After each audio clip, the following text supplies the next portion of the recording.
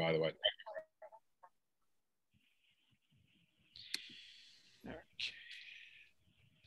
Okay, we haven't legally started the meeting yet. We're just giving a brief few, not even a few minutes, a minute or so for any additional attendees that need to join. And then we'll kick the meeting off officially in just a few seconds.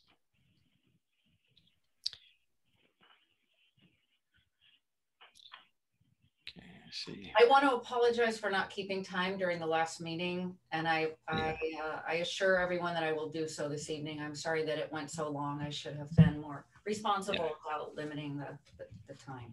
Not a problem. I appreciate you doing that. All right, well, why don't we officially start? I see a bunch of attendees have joined.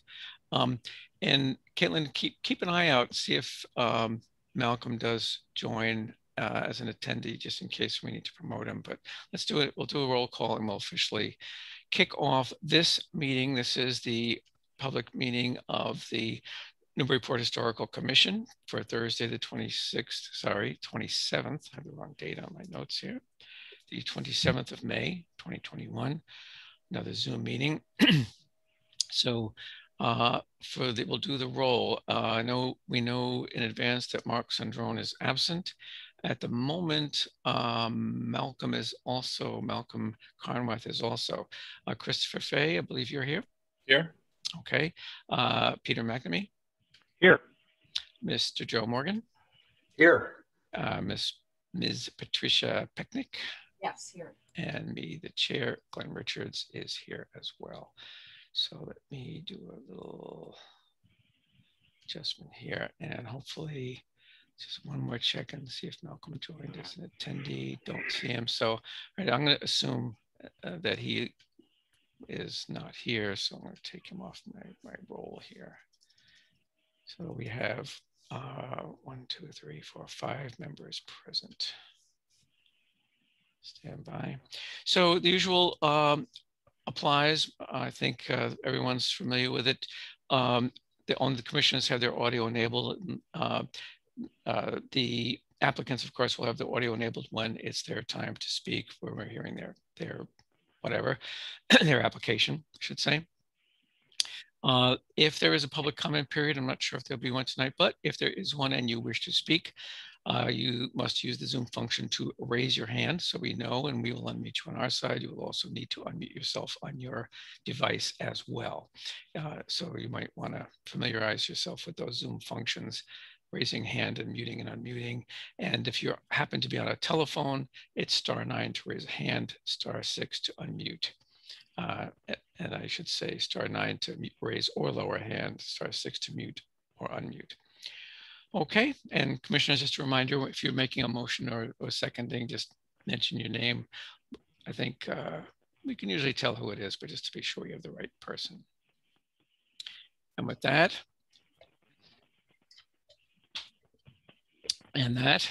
we'll start with the first item. This is a wrap up of the review of the draft historical report.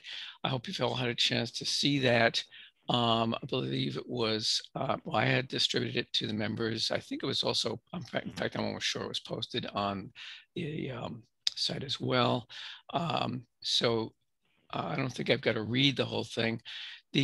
All we need to do tonight is I need to ask if anyone of the members has anything they felt needed to be changed, any comment, plus, minus, indifferent, and then we'll take a motion to either amend it if we need to, or just approve it as it is. Okay. So let me ask that question. Panelists here, did anyone have anything that they saw on there that they felt was either inaccurate or needed to change or could be improved in some way of significance? Not seeing any activity there. No hands raised, no one barking up the tree. So would someone, well, since it was my thing, I'm not supposed to make motions. Would someone care to make a motion that the draft report be considered the final report and sent on? I'll make that motion. Okay, thank you, Peter. Yep, thank you, Peter. A second. Second, this is Joe. Yep, thank you, Joe. Okay, so we'll take a quick roll call vote. Christopher, you're muted, Chris. Sorry. All right. I was just trying to refer. I wasn't sure if I was here for this. But yes, I'll vote in the affirmative. Yes. Okay, Peter McNamee. Yes. Joe Morgan. Yes. Patricia Pecknick. Yes. Okay, and the chair is yes too. Okay, so that will be slightly edited to just remove the draft designation and sent on to the, I believe that goes to the ZBA. It's a DCOD advisory review. Okay, under general business, we've got a few items here. First one involves Mr. Charles, or Chuck, as everyone knows him, Griffin. This is now, Caitlin, can you, okay, Chuck, I see you've got audio enabled, but let me first ask you, do you and Nick and Jeff all need audio at some point? That was a question for you, Chuck. I think Jeff and Nick are both should be available. Okay. All right, that's fine. So my proposal to get to keep this under, at a reasonable time and organize the discussion, from our email, Chuck, I didn't see any opposition to my proposal that we tackle this as, untangle these three issues. I understand you've got some proposed changes, like right now, like what you want to do with the keeper's yard there, that need review and approval or not. Then there's a discussion about amending the preservation restriction to give some guidance around what landscaping features or changes would require review and approval versus which ones are okay to do without any approval, that's a normal thing to do. There is an appendix normally as part of PRs that I think you might already know this, that gives examples of the kinds of things like maintenance and for types of things like what's okay to do without review and what you need to get reviewed. So we talked about this, I talked about it with the planning board and we all agreed that, yeah, we can, it's a good idea to provide that sort of language to the PR. Anyway, so that's number two. And number three is I'd like to, have a brief discussion on how to move the PR forward, get it finalized so we can move on. So is that, first of all, is that okay, that proposal as agenda proposal, okay with you, Chuck, and that order? Yes, it is. And I'll address the first two, and then I'll let Nick and Jeff talk about the second two. And I'll be available, though, for questions for the whole thing.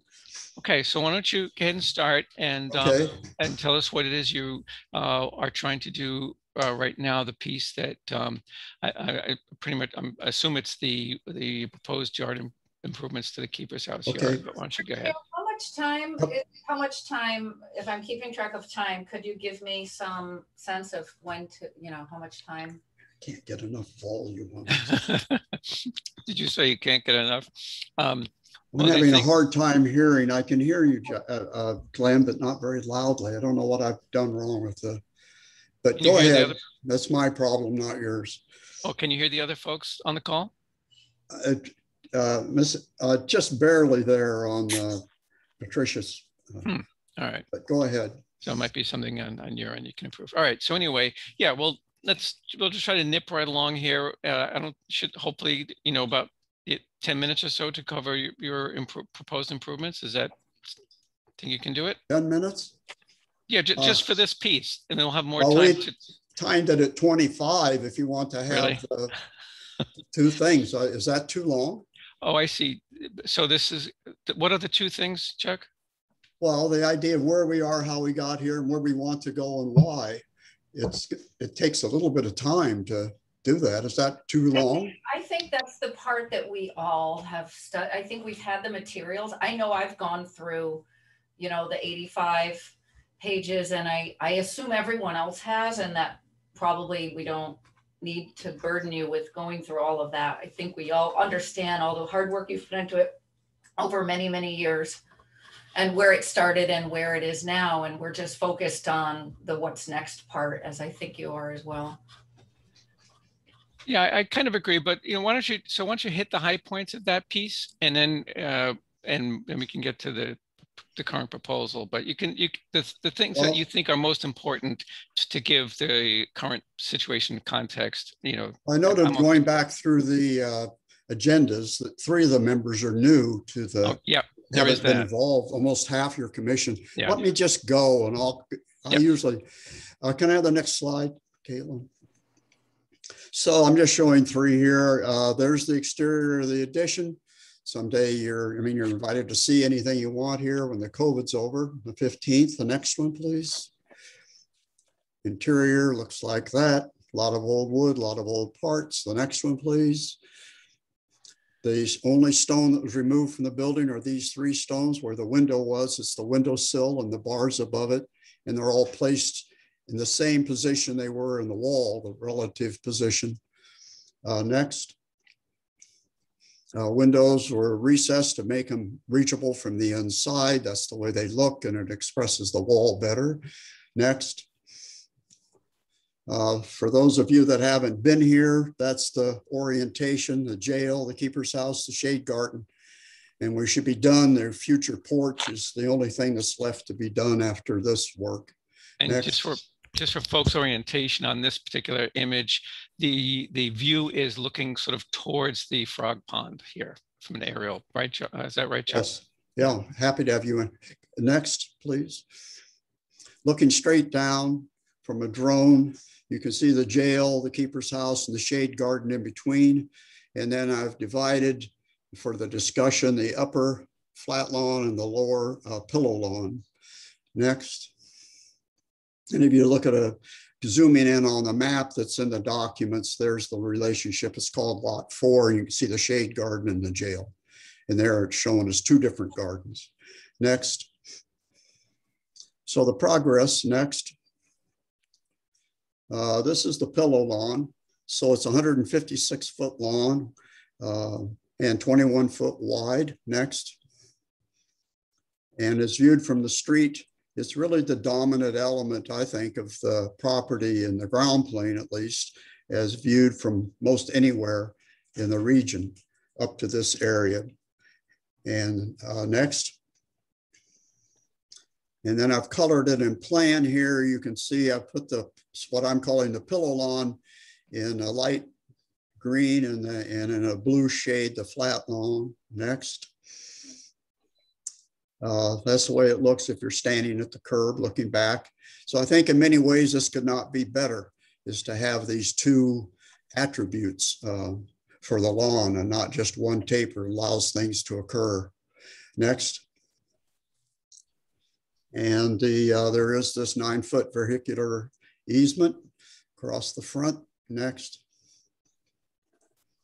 And I showed it here in brown, the 9-foot width and where it goes. Next.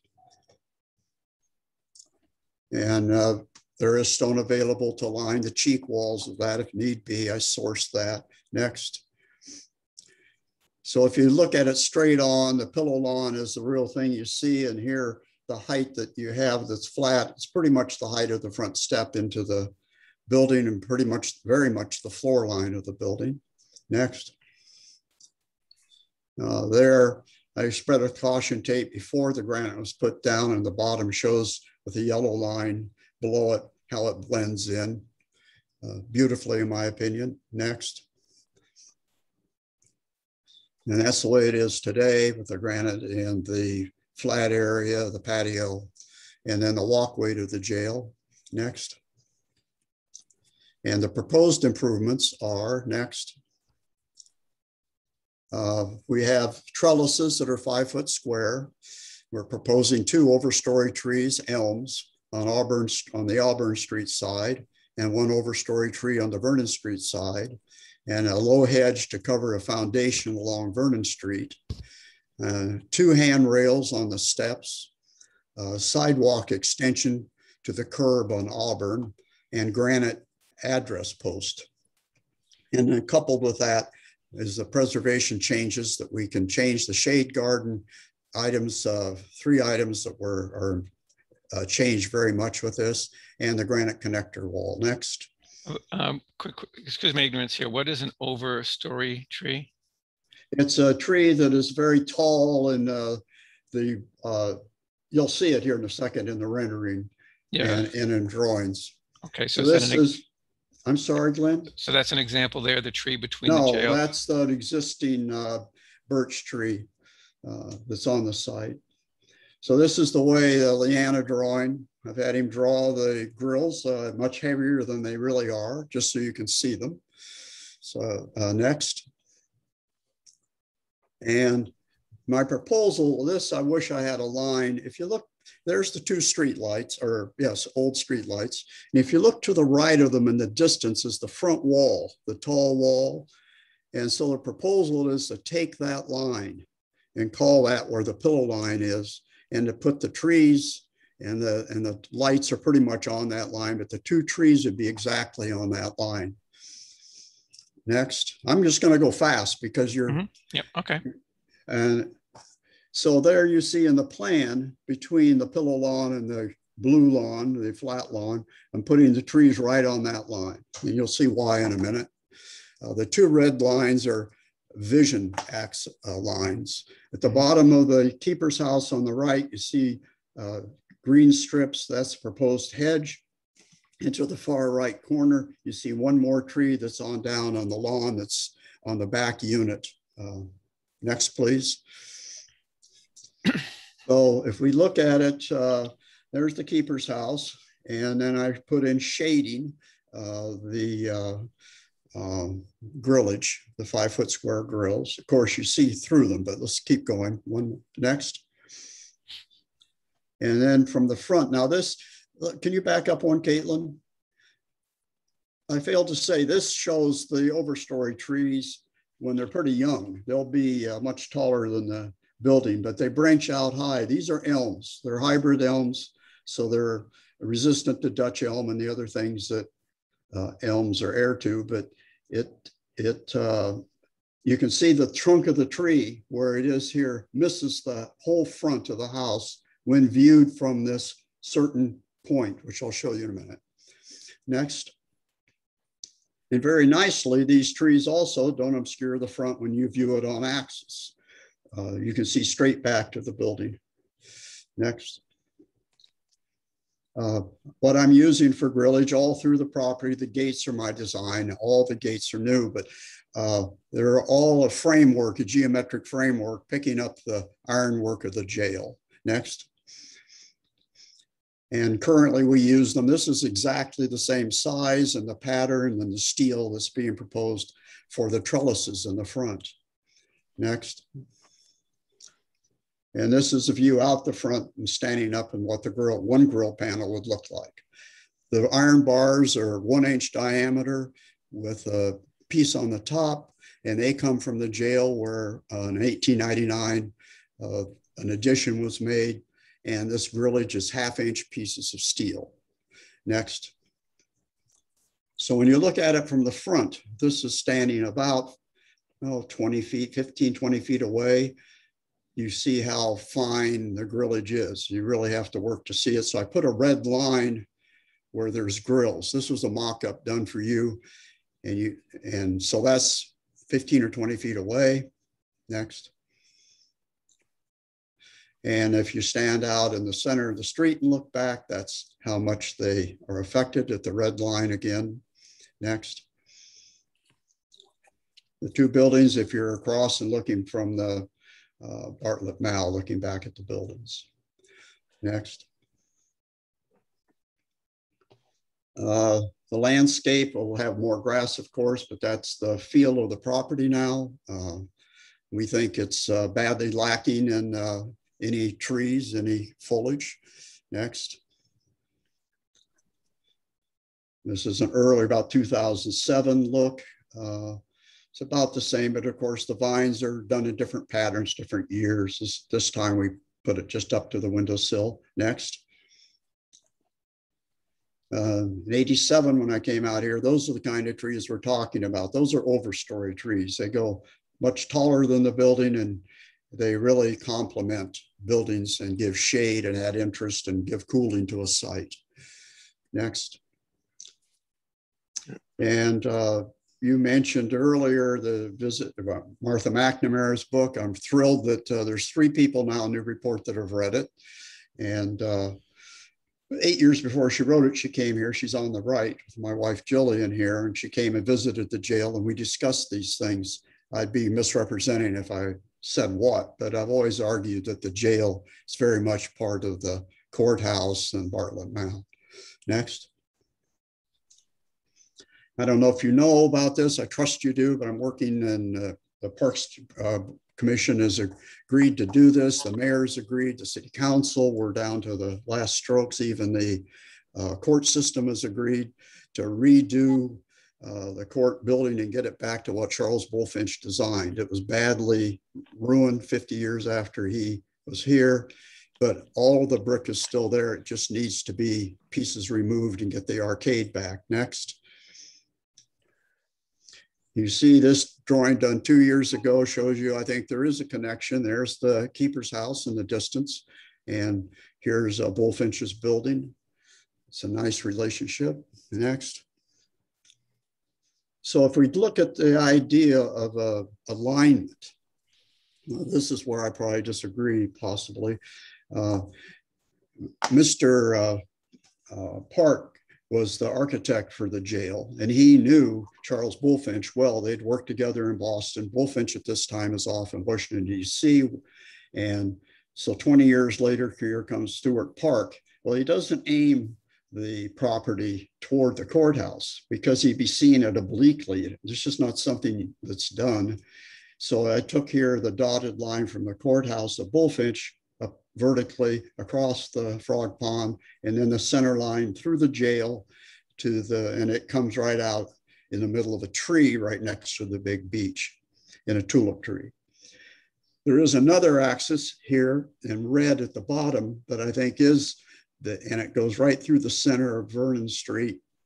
This is what we think is the primary view. And I noticed that nearly all the pictures I took from the first time I saw the property are from that location. Next. That's from the first day I saw it, the way the property looked, looking from this point centered on Vernon Street, aligned with the front of the walkway. You can see here, there's brick chimneys,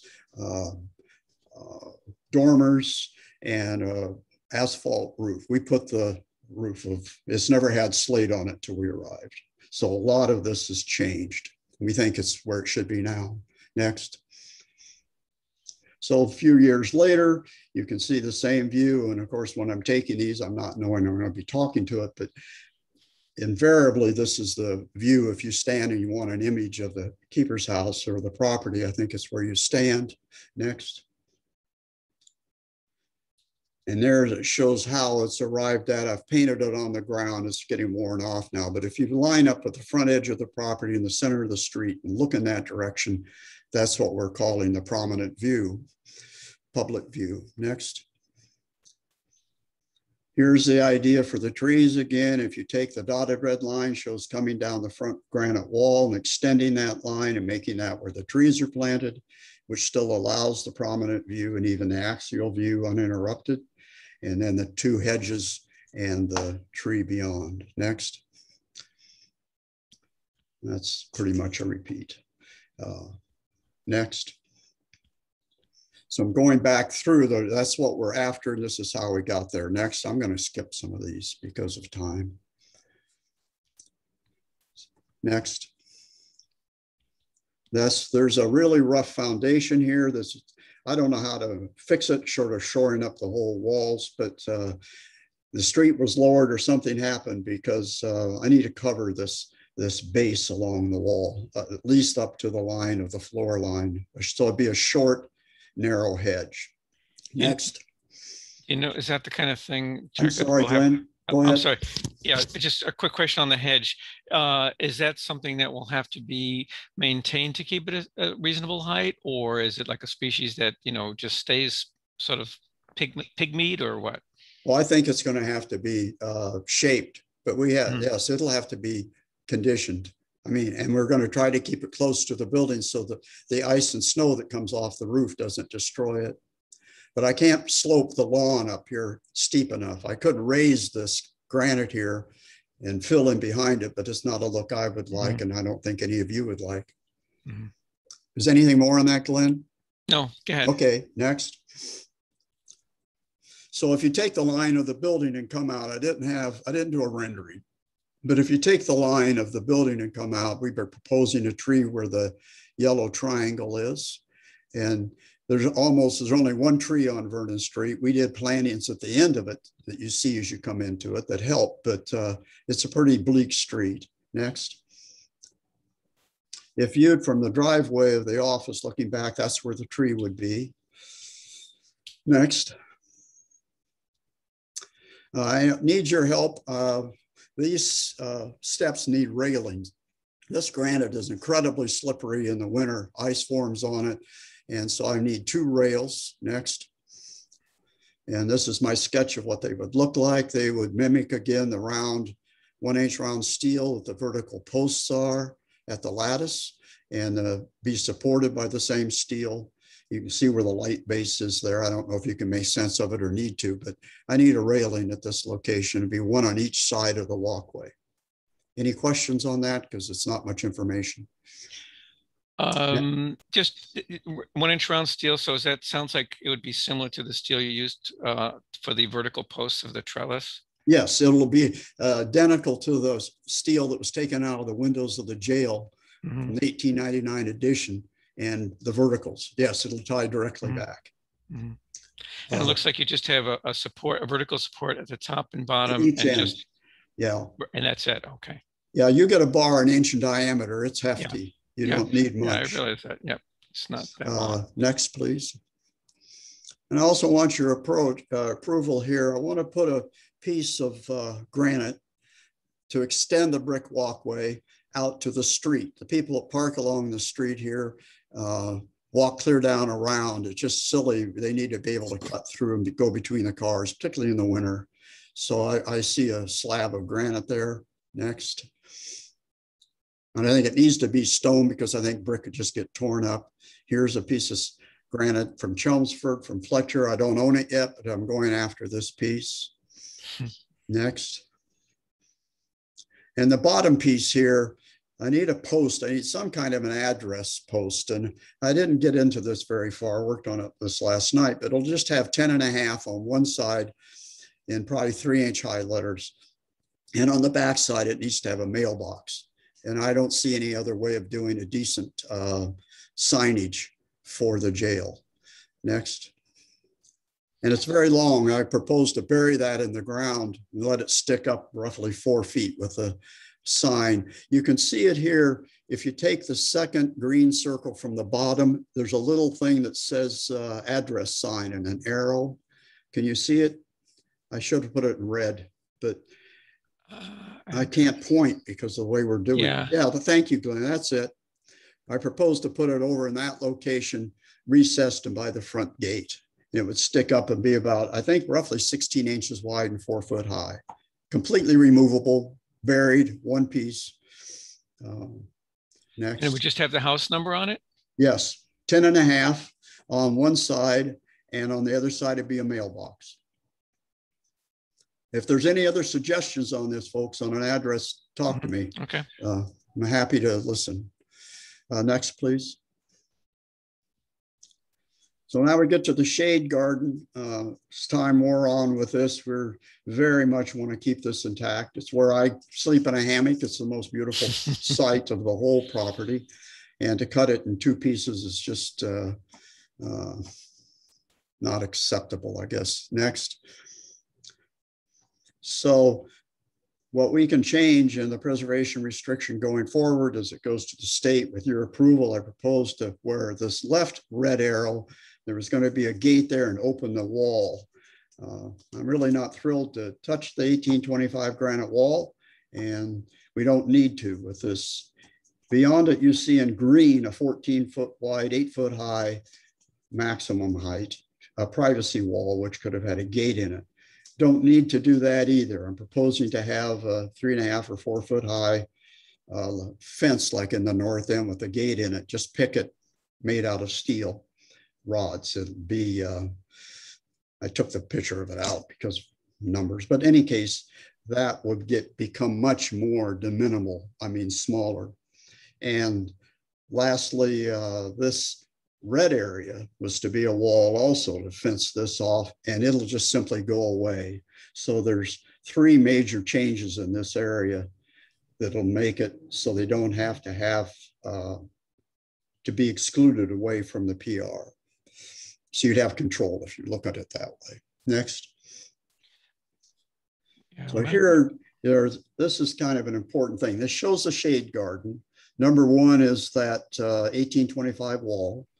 Number 2 is that 14-foot by 8-foot high privacy wall, which we can omit now and just make it an iron picket fence with a gate in it. And number 3 is the fence and gates that we're going to define that first area. That goes away entirely. And 4 are the trellises where they're located on the granite piece. So 1, 2, and 3 are all omitted. The number 4 shows the 5-foot square grills mounted into the stone sill. Next. Okay, I guess we can. I'll make a note. You of this want to comment on that? Sorry. Well, I think we'll come back to. I'm going to make a note of these 2 because I think there. I want to be clear on. So especially as you point out that there's some new folks, like what was that originally the stuff that's in the PR now versus what you want to change and all that. Yes. Well, I'll let you finish, then we can come back to these. Let's slide, Glenn, number 57 and 58. Yep, I got it. Okay, just call out any of these you want to see again, and I'll. Yep. Okay, next. So that wall that's there will remain. Matter of fact, this look is the same with the exception of just having a short fence across where it drops off at the curb. Next. So on the outside, it remains too. So there's no change in the original fabric there. Next. And so what we're hoping to do tonight was get approval for what's been done and where we're headed, and then talk about future meeting and finalizing the PR. Okay, would that future meeting be at a future meeting of the NHC, or were you thinking of meeting a smaller group to talk about, finalizing the PR? I would, Jeff, you're on, aren't you? Yes. Yeah. Hi, good evening, folks. Jeff Roloff's here. I'm a lawyer in town at 44 Merrimack Street. Chuck hired me to help him out really to handle these issues that came up with respect to his currently proposed improvements, and also just to get this PR finalized. And so I'm new to the team. I have reviewed your January meeting, so I'm familiar with the comments that were made in your prior discussions. Glenn, in response to your question, I think the most efficient way to get the PR finalized is to work with staff. And if you want to appoint a smaller group to work with us to finalize the PR, I think that's most efficient. I should just bring everyone up to date to let you know that we do have comments from the MHC. Those came in quite a while ago, I think maybe May 2020. There's some pretty significant structural changes that they want us to make, primarily to make this PR correlate with all the other PRs that the city's been finalizing over the last couple of years. So there's a pretty set structure for the PRs that this 2019 version didn't really follow very closely. So, Nick and I have started working on that already. And my expectation would be, we're hoping to get these currently proposed improvements approved, and then we would just fold those right into the PR since it's still in an unfinalized form. We've got the opportunity to do that.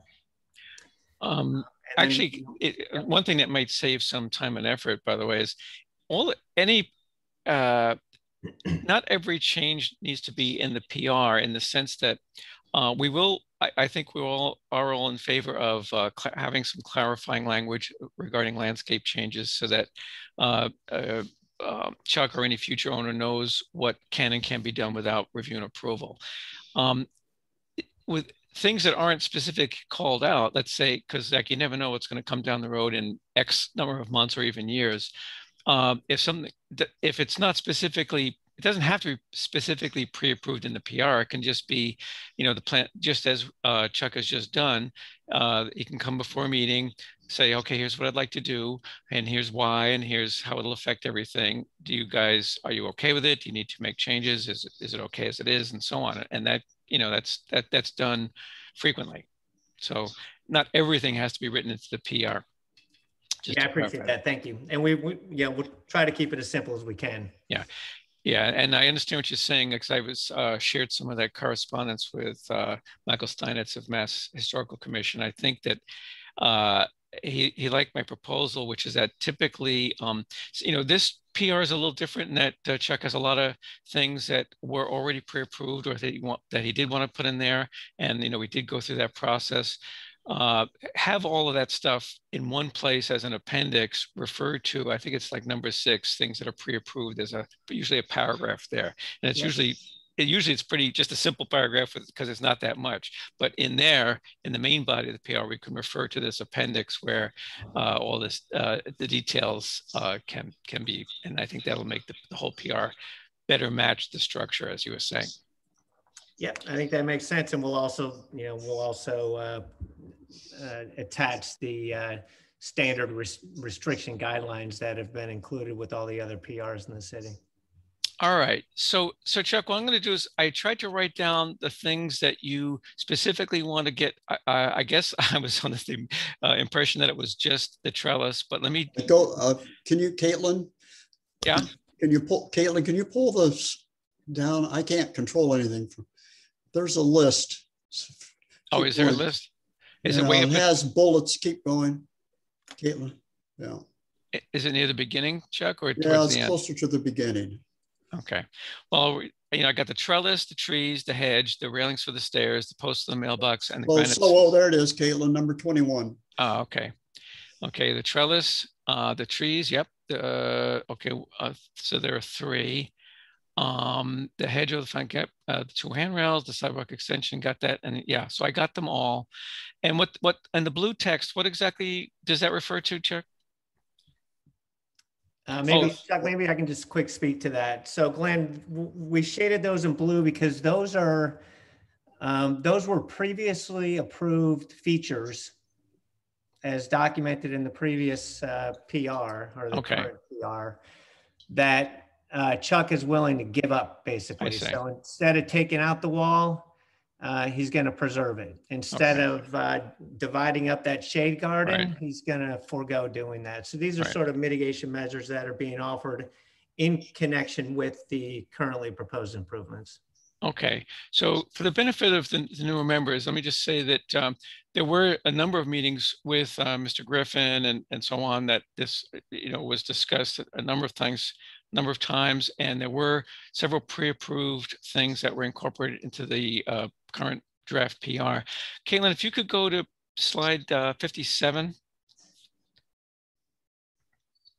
I just want to, maybe this might be this is what, was that Nick that was just speaking?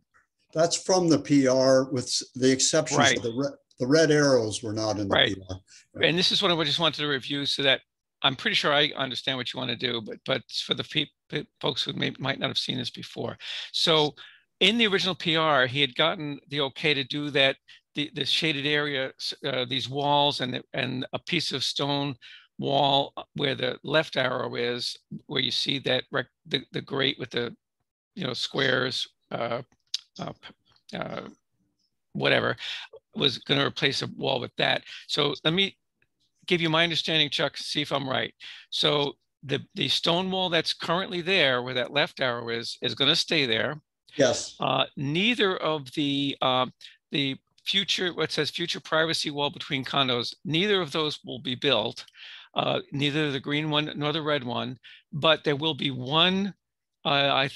Maybe you can describe it. I thought you described it as a fence. It would go approximately where the green shade is, but not as high. Did I get that right? Exactly, Glenn. If you took that green arrow and reduced it from being 8 foot high, just cut it in half, generally speaking, about where the red line goes, where the red shade goes across it.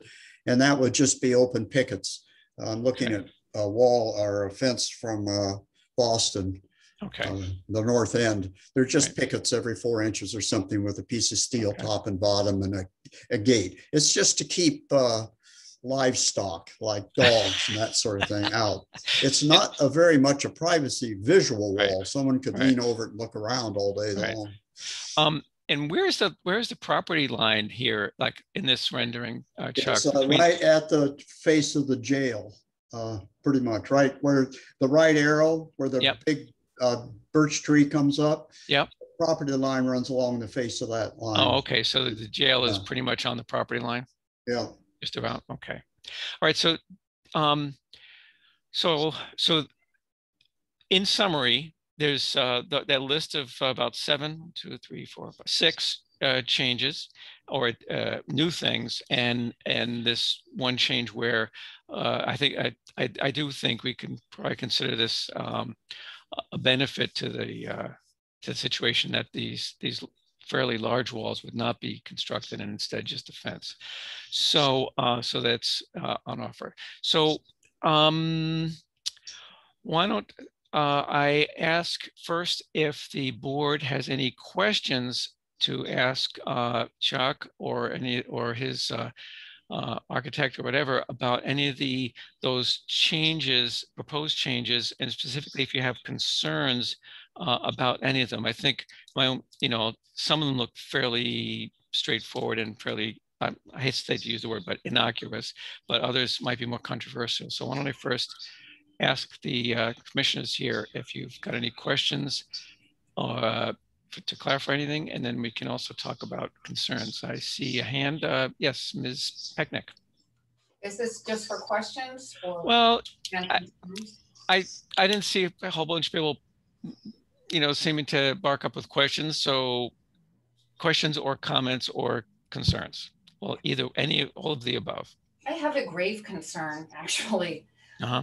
I don't think we should be even having this discussion until we get the PR as signed, as required by MHC, as promised to the ZBA and to this commission. I first heard about the possibility of a PR in this property at the ZBA in 2016, at which time the chair said, the PR really should come first, but ... And then I saw it in front of us in 2019. And then MHC sent corrections a year ago with instructions saying, revise this and send it back. Now we're looking at a redesign of the property. So the pillow lawn and the upper lawn concept didn't even exist when we voted to hold the PR. The vehicular access easement was never identified in the documents that were presented to us when we were considering whether we wanted to hold a PR. At that time, we agreed on language that said existing lawn, except for alternate ground cover. What that meant was anything else must be reviewed. Shrubs, planting, structures, anything. Alternate ground cover is like, okay, it's ivy and not grass. So this is a very different property, both right now and with these proposed improvements, than the property that we agreed to hold a PR on. The privacy screen was sought under the PR. Is that what's not going to be there between the keeper's house and the old jail building? Not in front of the keeper's house. And I never would have supported a PR on this kind of project, which is a very interesting project. Maybe it's a really wonderful project. It's not a preservation restriction project. It hasn't been guided on the things that we've been talking about for the past few years. So we were promised an open landscape. We were presented with baseline photo documentation saying, here's what it looks like. And we said, we will hold a PR so that it can be preserved as it looks like. Now here we are with a whole package of other things. And some of them, well, I say all of them under the Secretary's standards would be argued against as sort of faux historic. In other words, there's a vision, there's an interpretation, but the reason we agreed to hold a PR is because what we were getting for the public is a view of the old jail and the open lawn. And so I feel duty bound to continue to try to serve the public so that they get that benefit. And if it wasn't clear enough from the language, maintaining an open landscape, and Ned McGrath and I sought, confirmation that it was clear enough in August 2019, then the only thing that should happen is the PR should be signed, sent to MHC. The language should be elaborated on and clarified, as it is in many PRs in the state where open landscapes are mentioned. And in those documents, it says grantor shall not make any alterations to the surrounding premises, lawns, or landscapes that would obstruct, impair, alter, or obscure the view of the building, such as the construction, installation, erection, or placement of any barrier, structure, wall, planting, tree, shrub, sign, or signage without approval of the commission. So those are my concerns. I don't understand why we're here a couple years later looking at a new project when we don't have a signed PR. Okay, well, let me respond, and also if the applicant, Chuck, has anything to say, you can add. But here's how I look at it, Patricia and everybody. First of all, I share your what I hear is frustration about how long this process has taken. I think, and I share some of that. What I have been operating, well, the understanding under which I've been operating is, and I've discussed this with Director Port as well, that the PR that's in draft form now, that Mass Historical wants, corrections made and so on, that is, although it's quote unquote a draft, it has force as if the applicant is bound by it, right? So I'm treating it, even though it's a draft, as having, force on what the can and can't be done at the property, right?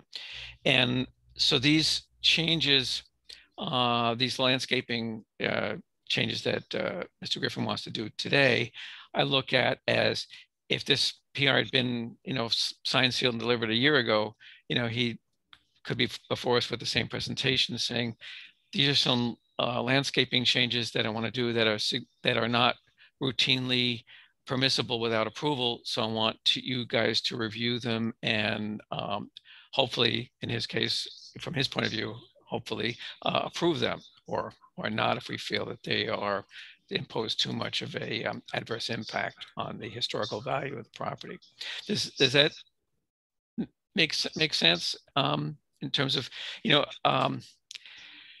I think my sense is that what's his name, Mr. Roloffs, has been brought in to try to expedite getting this done. I'm kind of optimistic, hopefully not naively so, that we can finally get this PR, done and finalized and filed. I don't think, the reason I made my comments a few minutes ago is that I don't think we need to, clutter it with every little blade of grass change that needs to be made, but those do need to be reviewed and approved or not by the commission, if they are, as because you're quite right about the key issue of, there were existing conditions. That's the whole purpose of a PR, and when those are going to be changed, that needs review and approval. I think what was sent to Mass Historical was the same baseline documentation that we approved. So are we going to go back and say, sorry, MHC, we decided to approve all these other things that are not in the original PR? And yeah, I don't think that's how it should happen. No, that's not what I'm saying. What I'm saying is that these are sort of post PR changes that he's seeking review and approval of. They don't amend the PR, add to it, subtract to it, or any of that. Although probably these walls that aren't going to be done, that will be a deletion, so to speak, of a pre-approved condition. But no, I don't intend to, add all these things to the PR. They're just as like with the so-called 1690 house, they came to us with a request to change some of the shrubbery by the house. And they agreed to the condition that only dwarf or a short species would be planted so as not to obstruct the view of the house and so on. And with that understanding, they were allowed to make that change. And I think there was another change about a lighting fixture that they. No, I understand. Yeah. This is in a different category of, it's not a shrub. These are significant changes in the addition of contemporary or architectural features. So, yeah. Okay, I well, guess that. Well, yeah. Well, that's part of the debate about, okay, take each one of these. And I think the most controversial ones will be the trellis and the trees, perhaps. Are these, after having seen what these are and the implications of them, do we approve of them or not? We're under no compulsion to approve them. See what I'm saying? Yes, I understand. Yeah. And for example, on the trellis, I think that's really problematic in a couple of ways. I understand the motivation, but I think that one is really problematic in terms of what it's going to do to the perception of the front of the house, especially if, as I understand it, there's an intention to have some sort of vines or something that would grow on it that would make it significantly more or less transparent, I should say, in the during a certain part of the year. So, the trees, I don't know, I'll refrain from expressing too much opinion on that at the moment, but I see Christopher has a hand up too. So let's hear from him. Yeah, I have to concur with Patricia, and my concern would be, and I hear what you're saying, Glenn, but none of us on the commission are lawyers, but we have lawyers involved here. And I guess my concern would be, since we are not lawyers, if we were to go ahead and say, assume that you're correct and find later on that we're not legally, you know what I mean?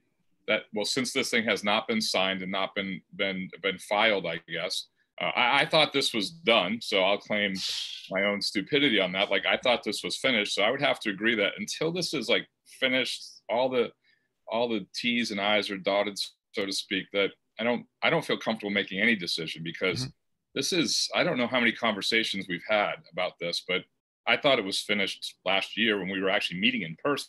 I mean, that's how long ago that we went around on this, and that wasn't the first time that we had met about this property. And as I said last time, and so we have maybe a legal opinion on one side of the issue, but I'm not sure we have a legal opinion on our side of the issue. And I don't know how we get that. I don't know if the city attorneys want to render an opinion on this, but to me, I'm sitting here with the legal document in front of me, but if it's not been signed, filed, and everything done, because I'm reading what the keeper's house, existing open landscape, letter G, with exception for approved parking and landscape features. So existing open landscape, to me, again, not a lawyer, but that seems to be pretty straightforward.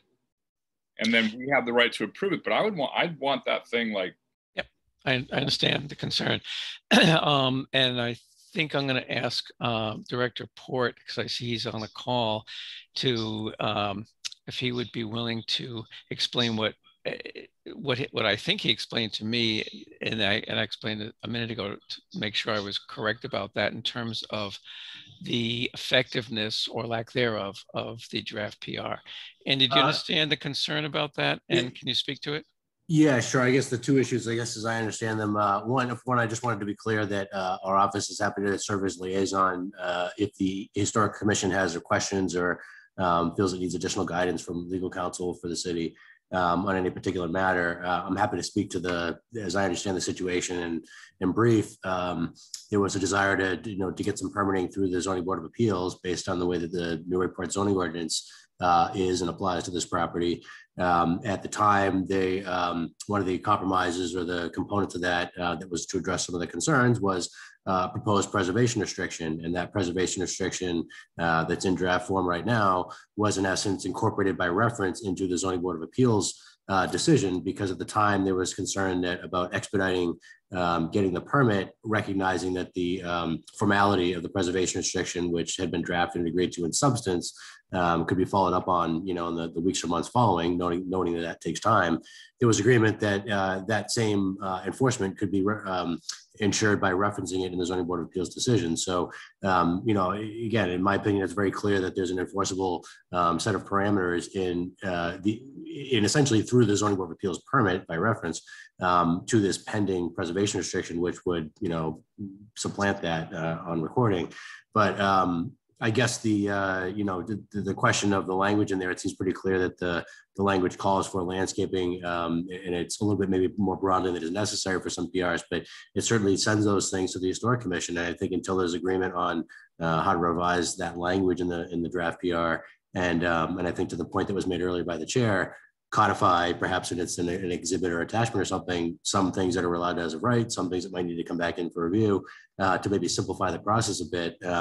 There's a big umbrella that might be interpreted by, what's in landscaping, and it might behoove both parties, the Historic Commission and the property owner, to have, some sort of middle ground reached where there's some parameters established through the restriction, rather than having everything open-ended as to whether or not it comes back and to what degree it needs to be reviewed.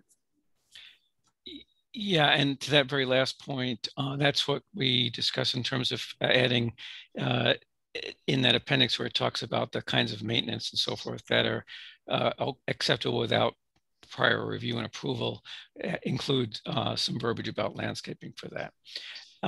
Yeah, so it sounded, if I understood you correctly, Andy, it sounded like you, I had that my understanding was correct, that it's perfectly within, I'm not sure what the word is, sort of legal bounds to treat the draft PR we have or the pending PR as a legally enforceable document. Correct. Essentially, this is the baseline that you're working from right now in discussion. Yeah. Right. Right. So so I suppose it's a valid criticism that well, the criticism that it's taking so long is valid, but and there's other criticisms that are maybe valid, but I think we can untangle those two issues. We can work on getting this darn thing finalized soon, and with all deliberate speed, as I think the expression is, and at the same time we can treat each one of these requested or proposed changes and just take a vote on each one as to whether we feel it's acceptable or not. And if it's not acceptable, then it's denied. It's pretty straightforward. This is Jeff Roloff speaking, Mr. Chairman. Yeah. Can I just chime in on the issues that you've just raised? Sure. I understand. I agree with you that, we would urge the commission to take this on two tracks. And one of them obviously is to get the PR finalized as soon as we can. On a second track, Chuck is here proposing improvements as if it were finalized, just as you would in a post-approval, post-PR review process. And as to those standards, I just want to make sure all the sort of newer members are familiar with the standards there. So all of the city's PRs include the same language related to, for historic buildings, you're not authorized by the PR to do landscaping that would obscure the views of the public to the building. Some of the PRs clarified the language, the obscure provision with trees or shrubs or very large shrubs. And then in the restriction guidelines, and I'm sorry, that provision also it's not in the prohibited activities section. What it says is, if you want to do landscaping that does obscure views, you can't do it without authorization from the commission. So it's not a prohibition, it just triggers a review process. Right. And then all of these restrictions then attach restriction guidelines. And I just want to make sure everyone's really familiar with that, because those guidelines they provide clarification as to which types of alterations are minor enough not to be subjected to commission review and which ones are major. the ones that are major then trigger the commission's review. So we're here asking for approval. So obviously we've already gotten past and we don't need to debate whether these are minor or major or whether they trigger review or not. We're here asking for review. With respect to those requests, there's language in the regulatory guidelines attached to the PRs that provides this background. And I just want to quickly read it. This is language from your standard restriction guidelines attached to the PRs.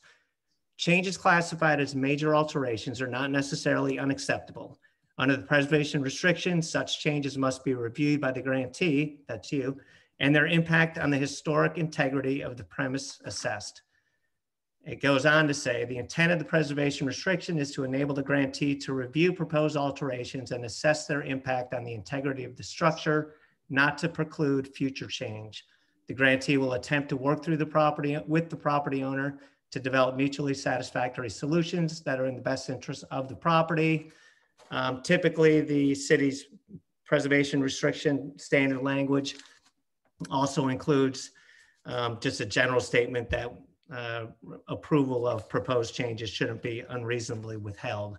Right. And then, of course, the Secretary of the Interior standards for proposed alterations to building sites that that have historic buildings, they strike a similar, they raise a similar question, whether or not the proposed alterations are retaining the historic relationship between the buildings and the landscape, whether they're designed so that they're not overly obtrusive, that they'll retain the relationship between the buildings and the landscape, and are compatible with the historic character of the property. I mean, those are the standards that are guidelines for whether or not the commission should be reviewing these types of changes after a PR is finalized. And that is that's the question we're trying to present to the commission now, even though it's not finalized.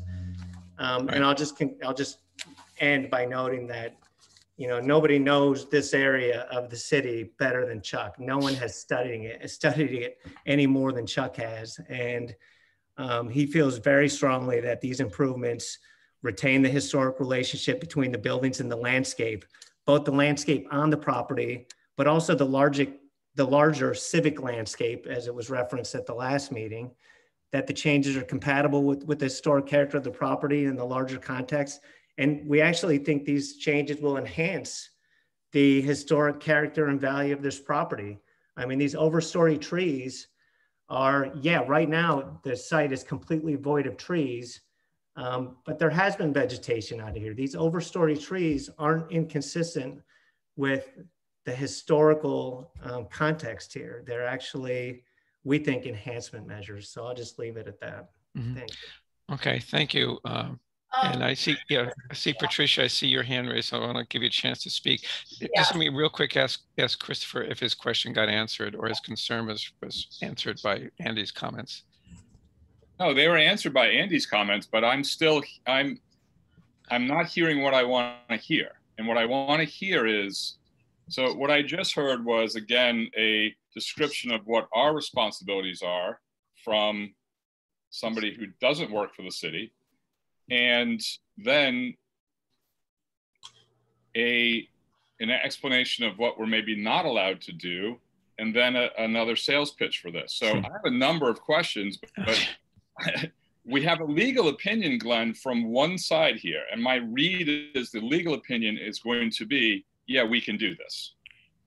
And so we're gonna end up in, I believe we're gonna end up in a, hopefully not, but a real contentious relationship here, because, and then I have another question about how a trellis, or whatever we want to call it, is contributing to the greater good of the city and of the landscape, when in fact it's been described earlier as a privacy screen to enhance the home itself and the homeowners. And just to remind people, and then I'll shut up, when we last spoke about this, which was probably a few weeks or a few months ago, whatever it was, the opinion as presented to us by Mr. Griffin was, we didn't even think this was going to be a big deal. And that it was, and I won't claim to speak word for word, but I said, I think the issue here is with the legal opinion on his end. and not us, because I believe it was presented as it's our opinion, not just his opinion, but the legal opinion that I can put these granite slabs down and I can build this sort of privacy screen, I guess is the best way to call it. So I don't feel comfortable without like and I respect what Andy's saying, but I'm also hearing on the other side maybe a different explanation as to what this really means. All right, and I know Patricia's dying to say something, but let me really quickly just say one thing, Chris, to your comments that the language that what's his, Mr. Roloffs was, Roloffs? Yeah, was quoting, I recognize that language. That is language from the PRs and so forth. So I don't think he mischaracterized the way PRs work and what our responsibilities are and so forth. And to your last point, yeah, you're right. I think initially the applicant, that is Mr. Griffin, was under misunderstanding that he could just go ahead, partly because the building commissioner, unaware of the situation with PR, said, oh, you don't need approvals for like lawn features and so on. So there was a bit of a misunderstanding there, but he has been informed that these are significant changes that need review and approval. Anyway, okay, so Patricia, I know you're dying to say something, probably. Yes, it was mischaracterized because it doesn't say obstruct. It says obstruct, impair, alter, or obscure the view. And that's in a separate place in PRs from the language about open landscape. And ours specifically says open landscape, open lawn, with an exception for alternate ground cover. And it is not, it may be an addendum to PRs. It is not an addendum to this PR, and we are not going to make it an addendum to this PR at 8:06 tonight with this agenda. We should not be voting on these changes until the PR is finalized. And the attorney just demonstrated very powerfully why we shouldn't. Why? Because he's saying that we should base our decision here on what is standardly attached to other PRs. It's not attached to the PR that we have. Maybe Joe has something to say. I think I'm kind of run out of patience here. Okay. All right. Okay, Joe, you have the floor. Yeah, I agree with Patricia. I believe everything hinges on the intent. So it's one thing to, I think, to go forward in a two-step process here in parallel, but I don't think you can really do that because everything hinges on the intent of the original PR. I think she's right. We would have to have an addendum. We would have to negotiate a change to the language, the open landscape language that's included, because that, in my mind, that is the entire intent of this whole thing, regardless of what's proposed as an accoutrement to the decoration of the exterior here or the lawn. The point is that the intent, as I understand it, even though I wasn't present at the original discussion of this, but from what I can understand, and having heard this in, I think January was the date when we talked about it, is that the intent was a truly open landscape, meaning no tall trees, no obstructing additional landscape elements that would which would hide the facade of the building. So I don't see how we can actually discuss any of these other decorative features without agreeing on what the intent, clearly understanding the intent of the PR as it exists right now. That's my opinion. Hey, Glenn. Yeah. It's Nick Cracknell. Can I say something to that? Yeah. Okay. Nick Cracknell, 13 Picard Street in Amesbury. I worked with Chuck for several years here, bringing this forward. I just want to put a few things, on the record in terms of the intent, where the language came from in the PR. I initially drafted it, having it been probably the 5th or 6th PR that I had worked on. Paul Gagliardi was the attorney that provided the template that we used on the State Street project next to the Dalton House the year before. So I think, I can take some blame for why it's taken this long to get it back to MHC. They informed us, as you know, that the format had dramatically changed as a result of the Kelly School project, and they provided us that template. And it did take me a long time, several months, to reformat and add in the structure that the Kelly School PR has. But that being said, I think Andy and the chairman are correct, as well as what most of us are saying. The PR is binding. That is a binding PR. It's recorded as a reference to the variances that were given for this project. And I do think it's important for people to realize that weren't here when we did this, that context does matter. Chuck and Jillian had several options to repurpose that jail. And one of them would have been to take a unit out of the keeper's house and put it in the jail and call it a day. So the jail would have been converted into a single family, and there would be no need for a PR, and we would be without protection. We would have lot lines that leave the city and the resources there at risk. We have abutting property owners that are outside the jail that own part of the jail yard. And we'd have no guarantee that Chuck or anybody else would do half as sensitive a job in converting the jail and tagging all those bars and being so meticulous to archive all that material. And I think it's really important everybody realize all those carve outs and conditions in the PR, none of them came from the Historic Commission. They all came from us. Chuck offered all of that language. It was not amended. I don't believe a word was added from the Historic Commission to that PR.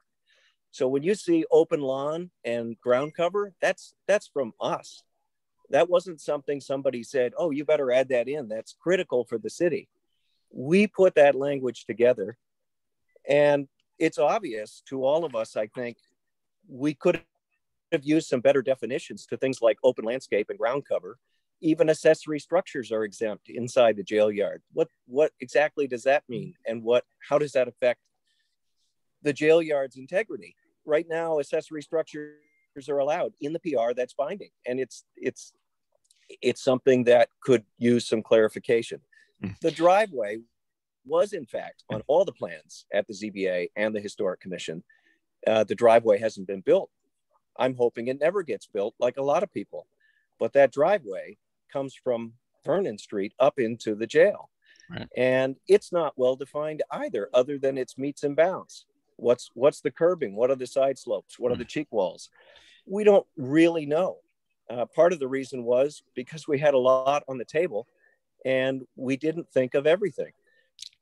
So I do think it's important that everybody take stock in how we got here and the fact that we're all trying to figure this out for the betterment of the jail and its long-term preservation. So, Chuck is obviously recognizing that the PR is binding, and that's why he's here asking for this permission for these 6 items. Right. Okay. Let me, for the benefit of all, I have the final draft PR that the NHC actually did sign, I believe, or at least we voted to approve it, to send it on. Let me just read from the cited purpose of that. This is on page 4 of it. It is the purpose of this restriction to assure that the architectural, historic, and cultural features of the exterior of the buildings and landscape of the Essex County Jail will be retained and maintained during the term substantially in their current condition, and then there's a paren, except for the permitted listed exceptions, close paren, or in a restored condition approved by the Commission for preservation purposes, and to prevent any use or change of the exterior of the buildings and landscape of the Essex County Jail that will significantly impair or interfere with the buildings and landscape of the Essex County Jail preservation values, or alter views of the exterior of the buildings and landscape of the Essex County Jail, period. It is the further purpose of this restriction to preserve the listed then it talks about interior features. Grantor, that's the owner, agrees at all times to maintain the exterior of the buildings and landscape of the Essex County Jail in accordance with this restriction and in compliance with all federal, local, state laws, and so on. So, so I think that the PR is clear. and I think it's consistent with what has been said by Andy, myself, Attorney Roloffs, and Nick, and that, okay, yes, it's not approved by Mass Historical Commission yet. It's not recorded by the Essex County Registry, but it is a document which spells out what's supposed to be preserved. I think it would be fair for us to say, okay, Newburyport Historical Commission, here are these changes, you know, like number one, this trellis, is this, we've reviewed it, is, you know, we can take a vote on whether to approve it or not. And the same, I think we would probably have to do each of these things separately. Is there, that's what I'm inclined to do at this point. Any of my colleagues feel that that's have a, what we used to call a blocking objection to that? All right. All right. So, all right. So let's take them one by one. Sorry. The by trellis, I'll the trellis on the front of the at the front. Actually, you can see it on this rendering that's on the screen right now. What I'll do is I'll frame motions in the positive. So, but that doesn't mean, so if you don't want to approve or feel that it should not be approved, you would vote no on the motion. So the first motion would be to approve the installation of this proposed trellis in the front of the, or on the lawn, or whatever you want to call it, of the keeper's house. Was that, is there someone? I would need a second to that.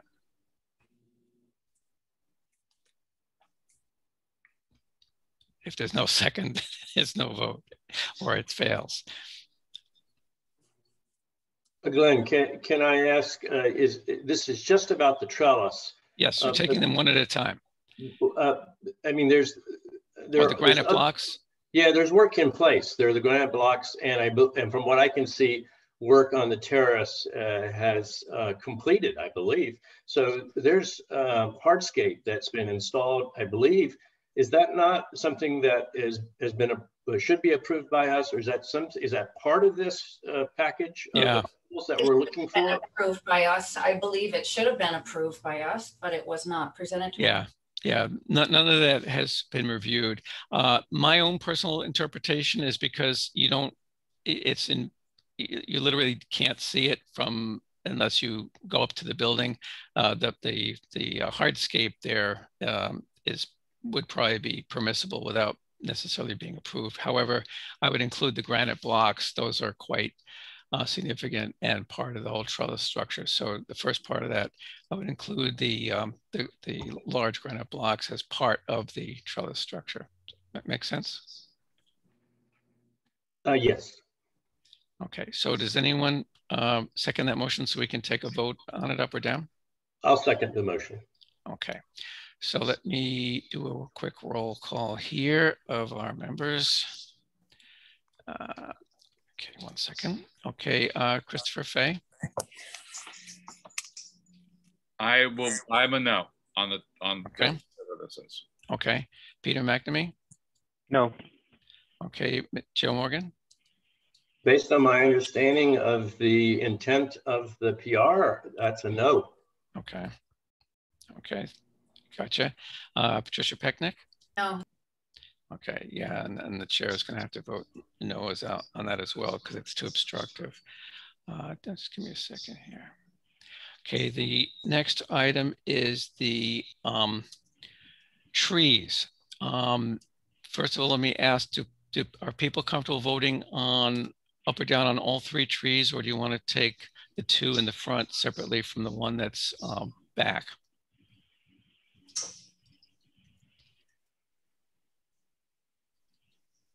Anyone have an opinion on that?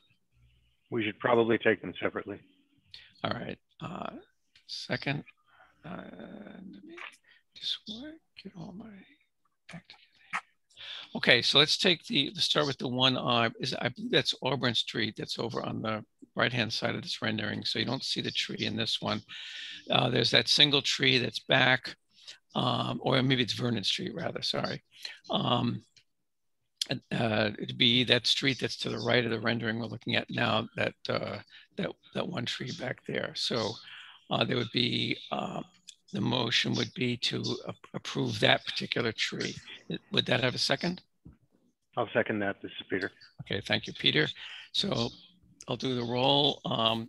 Mr. Fay? We're voting whether or not we approve of the addition of the one tree over on Vernon Street. That's the north side there. Thank you, Caitlin, for changing that. I will vote yes on the one tree. Okay, thank you. Peter? Yes. Okay, Joe Morgan? Thinking about it?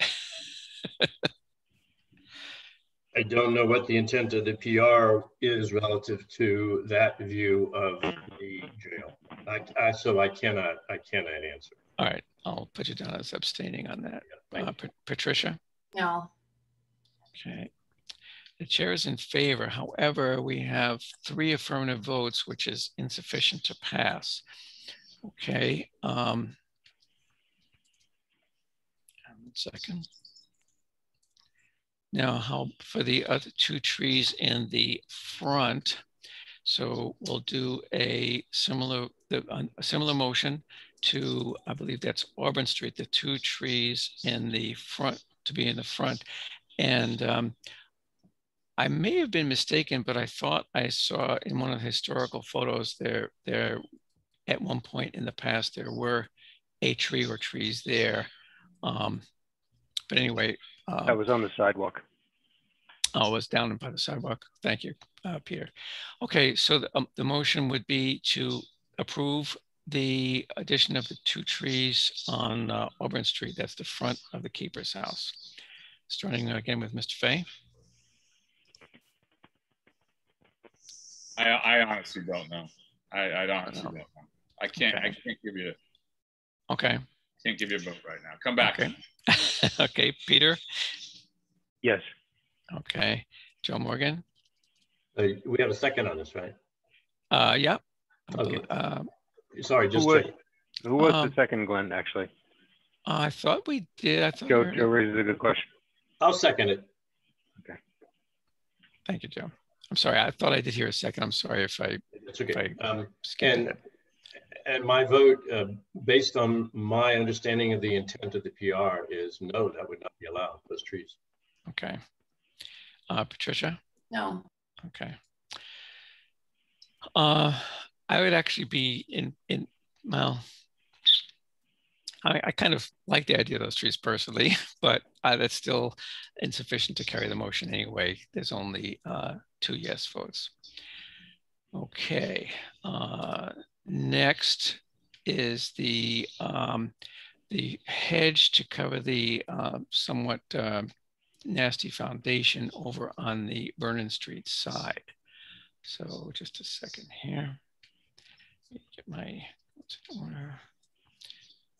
So this is a motion to approve the addition of a hedge, and it would be, we could impose a restriction of, let's say, no higher than 2 to 2.5 feet high along the foundation on the Vernon Street side. Would that, can I get a second on that? I'll second it. This is Joe. Okay. So we'll do the roll call. Christopher Fagan. I would be in favor of I don't understand what the point of the hedge is, but I'm not going to quibble over a hedge. It's that there's a deteriorated kind of semi-exposed foundation along that north side. I get that. I don't understand. I understand what's happening with the foundation. I just don't understand why you need a hedge, but I'm not going to stand in the way of hedges. Okay, it's a beautification thing, Peter. Chris. Let it be known. Okay, okay. Peter McNamee. Yes. Okay. Joe Morgan. I would say no, because it hides the facade, the historical feature. So I would have to say no. Even, okay, even something as low as that. Okay. Yeah, well, my other option is to abstain again, but okay. I think in this case, since it's right up against the building, I do believe it's encompassed within that same view angle that Mr. Finn showed a while ago. So I would say no. Okay. Patricia? No. Okay. And the chair actually is. Sorry, this is Jeff Roloff interjecting. Yes. I guess you could call it a point of order, but I'm concerned because I keep hearing sentiments from some of the members here of not having a good handle on the intent and the history that led to this PR, which I think is really important. And one of the things that we tried to address in our longer slide presentation that Chuck submitted was we were going to devote more time explaining that background, and we were asked to keep it short tonight. So now we've got votes being rendered where people are questioning what the history was, and also questioning, I think, unclear as to what the guidelines are and what the standards of review are here. So I guess my suggestion and request is that the commission would sort of withdraw its votes, and we table this discussion and set up a consult with staff and legal counsel. And if you want to appoint one or two members maybe to participate, but I think we need a working session where we can dive into the background in more detail so that everyone is clear as to what the historical significance is or isn't with respect to this front lawn area, and what the intent of the PR was and what the review standards actually are. Because I'm concerned if you just march down the path you're marching down, we're just going to end up in a more contentious posture that's probably not going to be in anyone's interest in terms of getting this PR wrapped up. I'm very clear on all of that, but thank you very much. We are, just a point of order. We're in the middle of a vote. I made that point earlier, and it seemed to be like, no, it's very clear. And now I've been echoed by the attorney that this is going to get contentious. So, but we're in the middle of a vote. We're not in a court of law. Right, but we have an opportunity right now to put the brakes on it and to have a productive conversation, which is what we really were hoping to have here. This is Andy. The office and staff will make ourselves available, and obviously engage KP if there's any desire to have that, as Jeff had mentioned, to try to expedite some of this discussion in advance of any future NHC meeting. Okay, well, in the middle of a vote, though. This is I'm not sure. You kind of stepped on my vote. The chair did vote yes on that last one, so we just barely finished, and then when the attorney started talking, so that hedge along failed didn't get 4 affirmative votes, so that one failed. Now, I appreciate your comments, Attorney Rollos. I'm not sure I agree that the commission is unclear as to what its role is here or what the intention is. I mean, I read from the final draft what the intention of the PR is. We know that the PR spells out what's supposed to be preserved, and that changes to that need to be reviewed and approved. You presented the proposal, we reviewed it, and we're taking a vote to approve it or not. I'm not sure I see what the problem is, other than that you might not be totally pleased with the outcome of the votes. Yeah. Mr. Chair, may I make a suggestion? Yeah. I suggest that we continue with this course of votes and vote on all of these, and then discuss briefly, please, the attorney's suggestion. And if we agree on taking one more step in the interest of fair play, rather than marching forward, as he says, which I think much of the commission has a sense that the applicant is marching forward irrespective of having a completed PR, we can take another vote to withdraw or table all of these votes. Yeah. So, but I would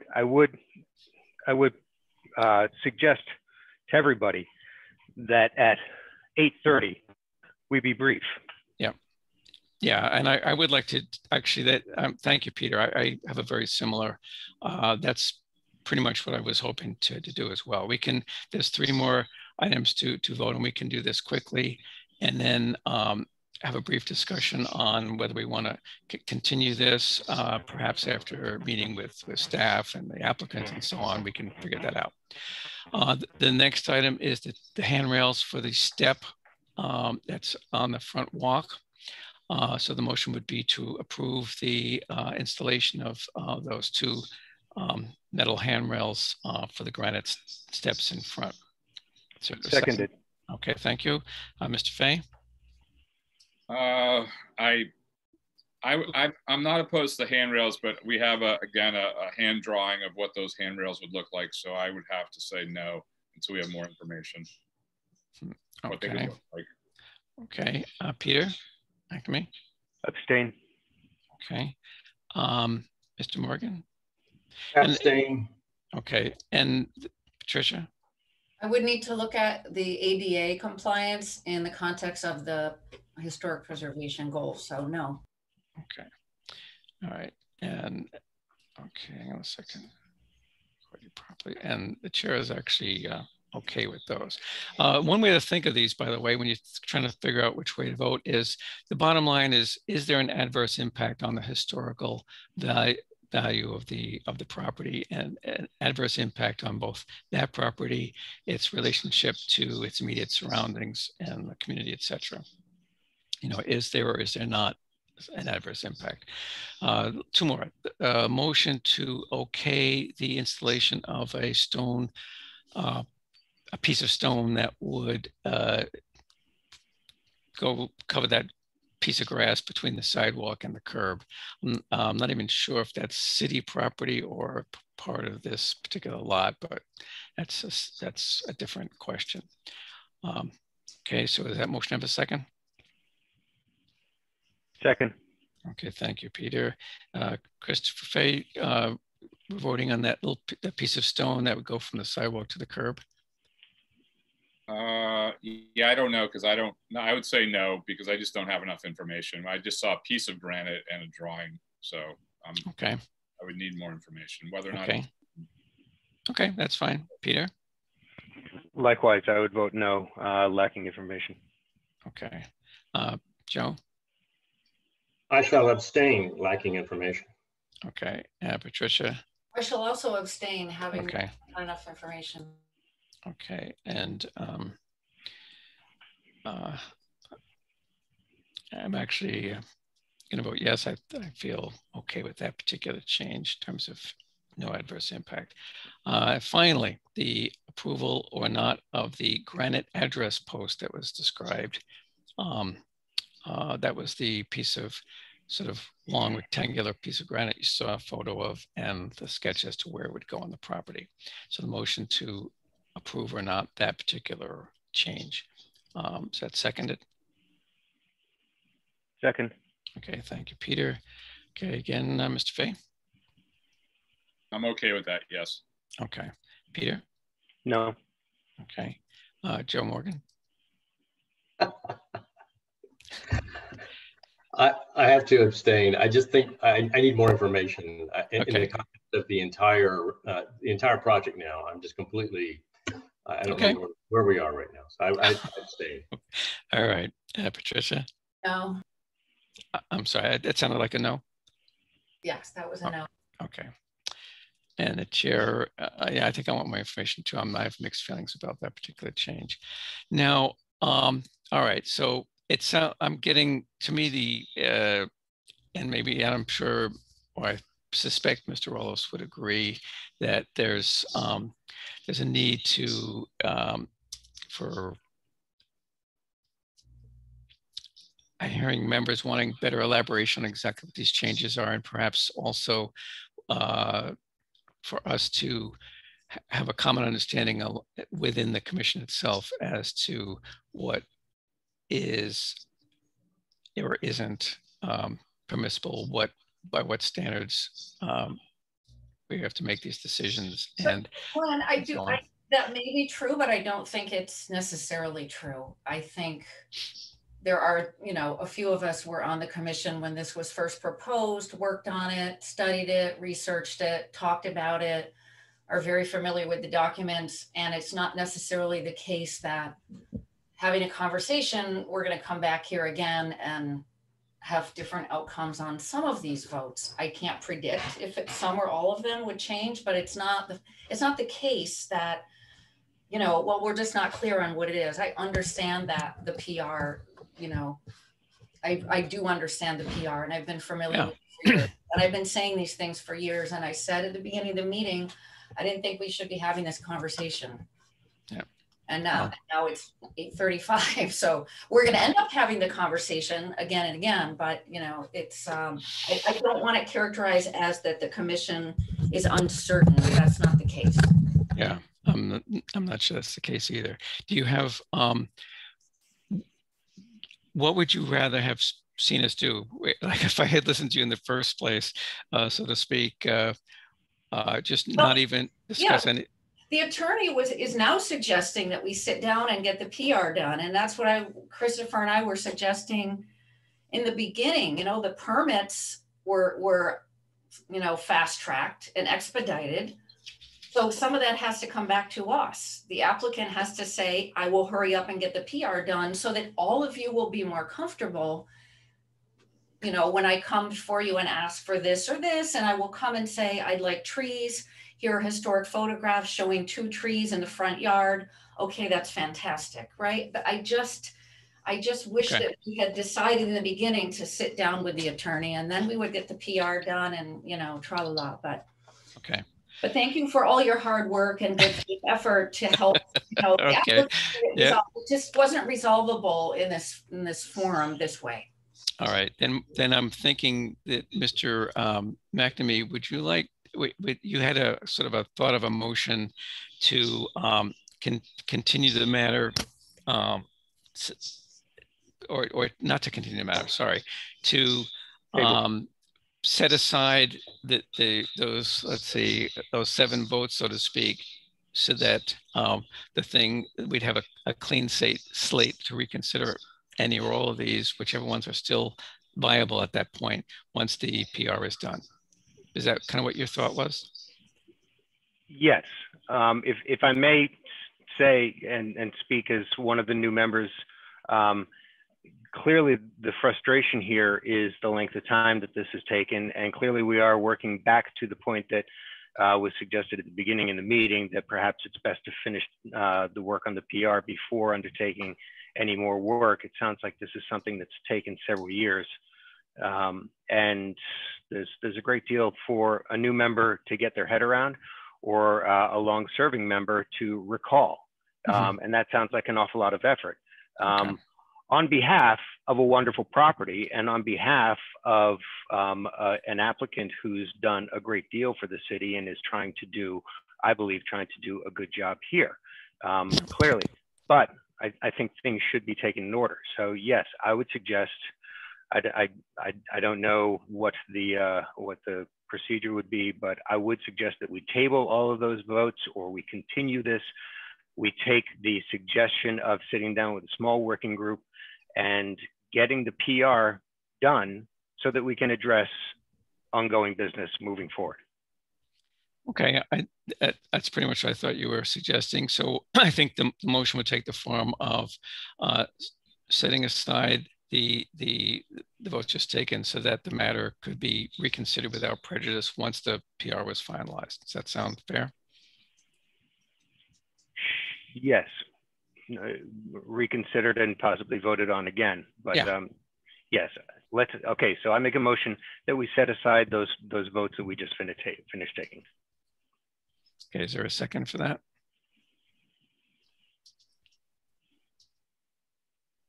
No one wants to second that?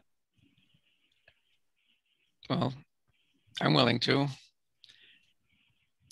So we're clear for everyone. What the motion is that the votes we just took, since so many of them were kind of needed more information and that sort of thing, and abstentions and so on, we set those aside, and when the PR is final and everyone, and that's all done and dusted and everyone's clear on what is and isn't the case, any proposed changes can be brought to the commission. Anything that's, let's say, any proposals that need review and approval according to the PR can be brought in for review and approval.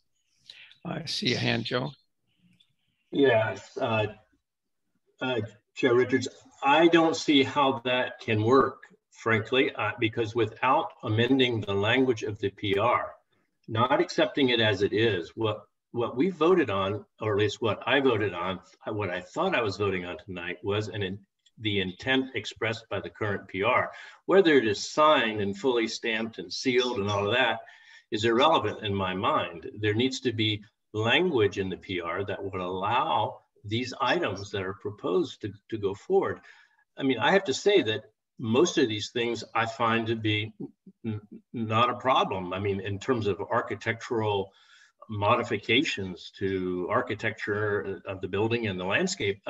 But the problem is that we have a preservation restriction that has negotiated something and it's in writing, and now it is circulated over the last months and years, and everyone is on board with an understanding of what is not to occur on this property. So I just don't see how we're going to get any further without, like, you know, I don't know, do we tear up what we have and start over? I don't really understand this. It seems to be a major obstacle for making headway on this.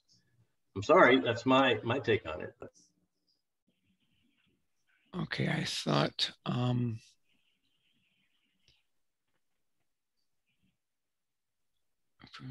just looking at the PR again, because I thought it had the language in there that that's all standard PRs have, that if someone wants to make a change that is forbidden under the PR, it's not necessarily impossible, but it needs to be reviewed and approved. I thought. Mr. Chairman. Yeah. Jeff Roloff speaking. Obviously, I'm counsel to Chuck Griffin here, but I'm sure the city solicitor will confirm that the commission does have the authority, particularly in this posture where this agreement was not yet even finalized. But even if it were, that the commission has the authority to modify the PR. And we're in a posture where we can easily do that. And given the votes that I just heard, I think there probably are some revisions that are needed here to accomplish the objective of the PR, something closer to what Chuck had in mind when he offered him. This is Andy. I'm not the city's legal counsel, but I would concur with that. I guess my question I would suggest for your consideration is whether or not that can be in any way efficiently done tonight versus perhaps more efficiently with some work done between now and the next meeting with some key reps that can try to work out some of the fundamental issues here.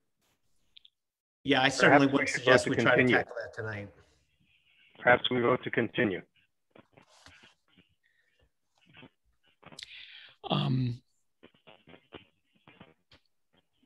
Yeah, well, I would be willing to entertain such a motion. I move we continue. Okay, is there a second for that? I second that, Chris. Okay. Sorry, can we just clarify, is that to a date certain the next? Yeah, that was going to be my next question, to what date? Let's see, today is the 27th. Do you think we need more than the next meeting? Oops, just hang on a second. The next meeting would be June, I believe, what, June 10th, Andy or Caitlin? That's correct. Does that, do you think that would give us enough time to, well, if I might make a suggestion, sure, based on please do. Yeah, and I'm sorry, just based on what I know of the factors and the information involved, as well as what's been presented tonight, because there are so many illustrations that have been shown about what's being proposed here, and of course there is a summary list. I would suggest that we make sure that the applicant has time to prepare two things. One is and look at least for discussion purposes, any tweaks that might be appropriate to the language. That way that could be, efficiently discussed in a meeting setting. Everybody's looked at that language in advance. And also, I think for the plan changes or references, rather than having a series of illustrations that might not necessarily agree with each other, but happen to show, very well in a schematic perspective, it might be helpful to just have one plan set, for instance, that shows where these things are. That's typically how we reference them rather than reference to, say a slideshow. So I think it would just make it a little more efficient if we had, say one plan sheet that showed where these things were going, or one elevation, for instance, as opposed to perhaps a mishmash of illustrations. Yeah, I certainly agree with that. Do you think then going to June 24th would be a better time frame? And that's no, I wasn't. I'll defer to the applicant. I wasn't necessarily. Yeah, that was a question for the applicant. Yeah. Yeah, I'm Jeff Roloff speaking here. June 10th definitely won't work. I'm going to be in Acadia all of next week, so not much is going to happen next week. So I would request the 24th. All right. So then we'll slightly modify that motion to continue to the June 24th meeting. So I think, whose motion was that? I don't think I made it. I think it was Chris. Chris seconded that. I made it. Peter made it. I seconded it. Yeah. Oh, okay. Thanks. So continue to 24 June. Okay. Let's do a quick roll call. 1 second. Glenn, I don't know if you want to make it part of the motion or just for clarification purposes, perhaps, but or even after this. But if we could get clarification, if there's one or more reps from the NHC that could happen to work between the meetings to look at some of the language or issues to, again, just to speed things up between now and the next meeting for everybody. Can I amend my motion? Yes. I move that we continue to, what was the date? June 24th? 24 June, yeah. And that the chair select 2 members to work on this working group. Okay. Okay, Chris, you still want to second that? Yes. Okay. Okay, thank you. So the roll call, Christopher Fay? Yes. Okay, Peter McNamee? Yes. Okay, Joe Morgan? Yes. Okay, Patricia Pecknick? Yes. Okay, the chair is, oops, just went to the wrong page. The chair is okay with that as well. So that motion carries. So we will do 2 things. We'll come back to the meeting on the 24th with this, and hopefully, and with at that time have, as Andy said, we'll, for what any changes that are going to be reviewed have to be very clearly spelled out so that the members who were unclear as to, what would X look like, what's this stone slab going to look like, what's this railing going to look like, and so on, could be more properly addressed. And also any questions as to the changes or interpretations of as to the scope of the PR. Okay. Okay. So that, I think, is that for that discussion. My apologies for anything that I may have did. I didn't do that I could have done differently to expedite that, but. Well, I certainly was not a good timekeeper. So. That wasn't your problem, Patricia. Okay. There is more on the agenda, so let's get to that. Thank you very much, Mr. Griffin and your Mr. Roloffs, Chuck, and Nick Cracknell. Thank you all for coming in and trying to wrestle this down with us. We'll just keep trying, get it done. Okay, thank you. Have a good night. Okay. Masonry pamphlet discussion. For those of you who aren't familiar with this, this was brought to us or came to us from the report. Yeah. I thought we had agreed to bump this. Did we agree to bump this to a later after something? I can't remember what Caitlin has. No, it wasn't agreed to. Was proposed, but I was going to just take it now because I didn't think it was going to be all that long of a discussion. Are you sure? No. Arguing about masonry. Okay, sorry to interrupt you. Then I'm sorry. It's okay. Now in the attendees list, I see 2 members of the Preservation Trust there. Calder John, I see his hand is up. So Tom, I see your audio is enabled on our side. Just let me introduce this to the team. I know there's a preservation, excuse me, there's a Secretary of Interior preservation brief on historic masonry. So why don't you explain what your document is here and what it is well, why you're here, I guess is the question. So go ahead, Tom. Calder John, 64 Federal Street, co-president of the Newburyport Preservation Trust. But I would like to start out and say that it's at your pleasure. I can easily do this another night with no problem, if you would prefer. I know it's late. Mm-hmm. What was it you wanted to do exactly, Tom? Well, I just wanted to introduce an update to this historic masonry pamphlet. When I was on the commission quite some time ago, we had done up a historic masonry pamphlet because we had so many requests from homeowners and contractors to explain what we meant by lime mortar, right, and how to care for historic brick. So right, we pulled together back in the day a pamphlet, and it was passed out at historic commission meetings. The planning office passed it out, and it was passed out, I guess, over the internet. So during that time span, since I've been off the commission and so forth, some of the information has changed. Not the basic information, that's pretty straightforward. The information, of course, that you see before you is mainly from 2 preservation briefs on historic masonry from the Department of the Interior. Mm-hmm. The perhaps biggest change in this is that during that we had I think 2 places back then, 2 places where you could buy lime mortar, pretty much, and one of them went out of business and one of them changed the name and moved. So it was no longer available. So I've added new resources. One of them is, I believe, owned by Mr. DeGrunchi, that's Limeworks USA. But the other 2 are newer. The formulas are essentially the same. The formatting and looks of it was graciously done by Stephanie Nikotich, who really helped with this because it's beyond my typing ability or whatever you want to call it. Okay. In any event, the idea is just to help out, give you something if you want, something that you can pass out to people. The planning office can pass out to people like they did in the past.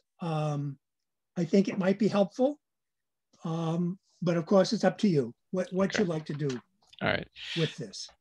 All right. So the impression I have, Tom, is that where there is a preservation brief on mortar, it's basically adding some local type of information, such as, okay, the Secretary of Interior says this, we agree with it, but here's some additional information and some local information specifically as to where you can get the materials and perhaps where you might find a mason who understands this stuff. Is that a fair way to look at it? That's fair. It's all right. Well, why don't we information? Okay. Well, why don't we do this? Why don't you? I'd like to take look it over. I think it'll probably be fine, and I'll put it on the agenda for our next meeting to give us all a chance to look it over. And I want to be able to sort of make a recommendation to the board. Say, okay, do we want to adopt this as a handout from the NHC? And I'll give us a little more time to take a look at it between now and then, if you don't mind. That's perfectly fine with me. Yeah. Okay. Very good. So the chair makes a motion to in essence continue this to the June 10th meeting. Would there be a second for that? I'll second that, Chris. Okay. Thank you, Chris. Just making a note here, do a quick roll call. Oh, it's not really, well, yeah, I think we need to do that anyway.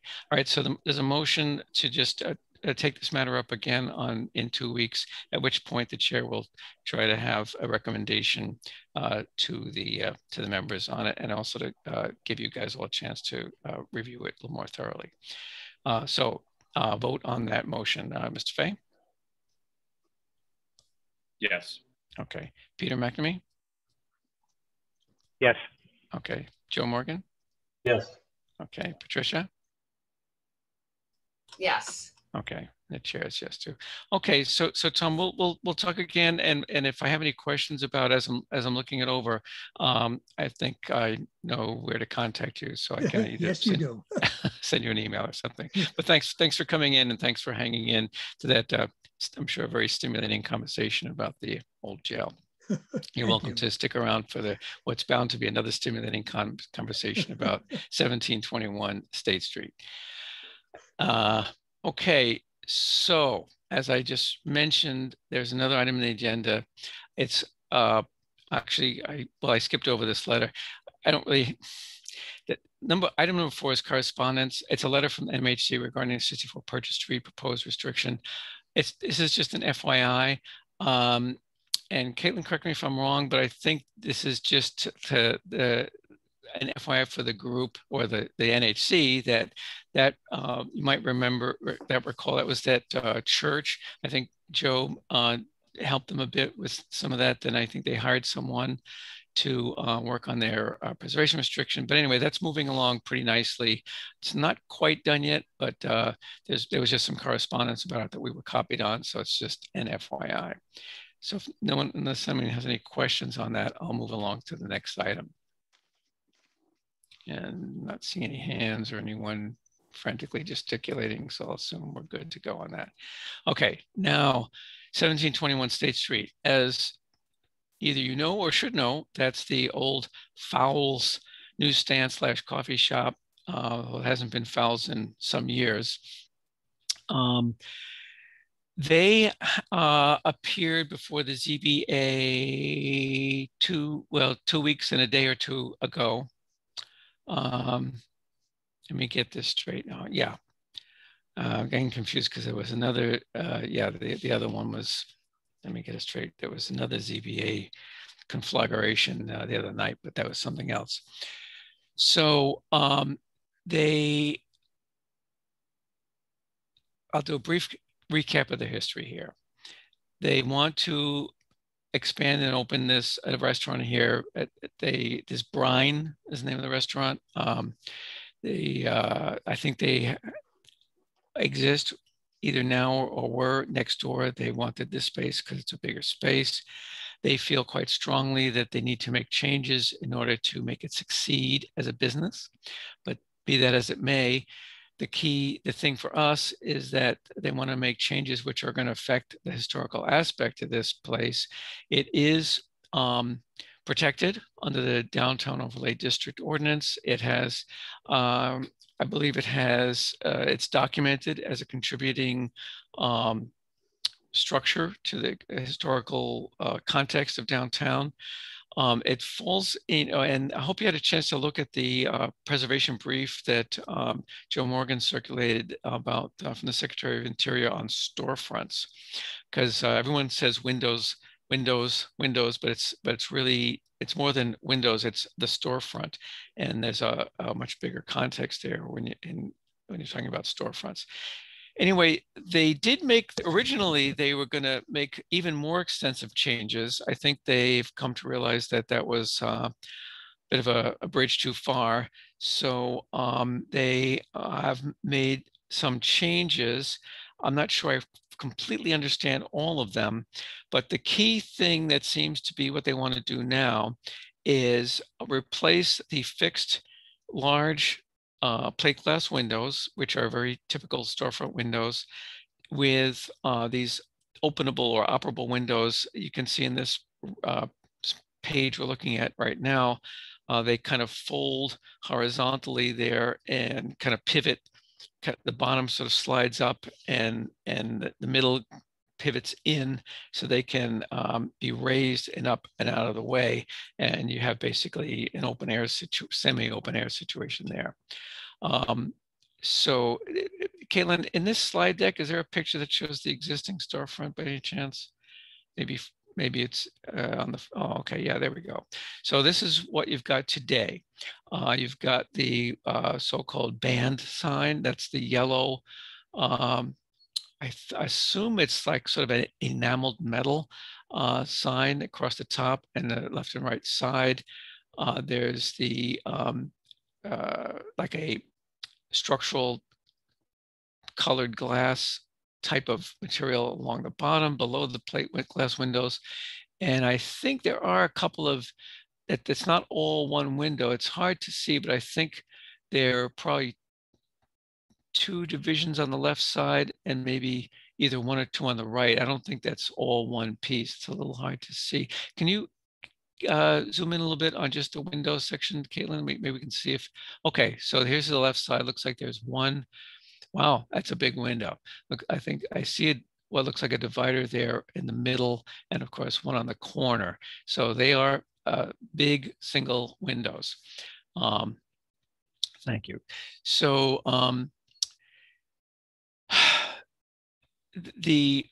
they are a change in the operability of a window is expressly forbidden under the Downtown Overlay District Ordinance. There was a motion, they asked the ZBA to, well, they did a couple of things. There was an appeal of that where they asked the ZBA to declare that somehow invalid. I know I'm probably mischaracterizing this somewhat. I'm trying to simplify here, but anyway, they argued that that part of the ordinance shouldn't apply. That did not pass. Then they applied for a special permit so that they could go ahead and do this. A special permit would give them a variance from the ordinance. So that would be the legal way of accomplishing what they want to do, despite the prohibition that's in the ordinance. So hope we're clear on that. They went to the ZBA for relief from the restriction that's in the DOD. Now, our job as a historical commission is to, we've been asked by the planning board to take a look at this and make our recommendations, opinions, suggestions, whatever you want to call them, to the ZBA to give them the benefit of our historical perspective, our interpretation of the Secretary's standards, and that sort of thing.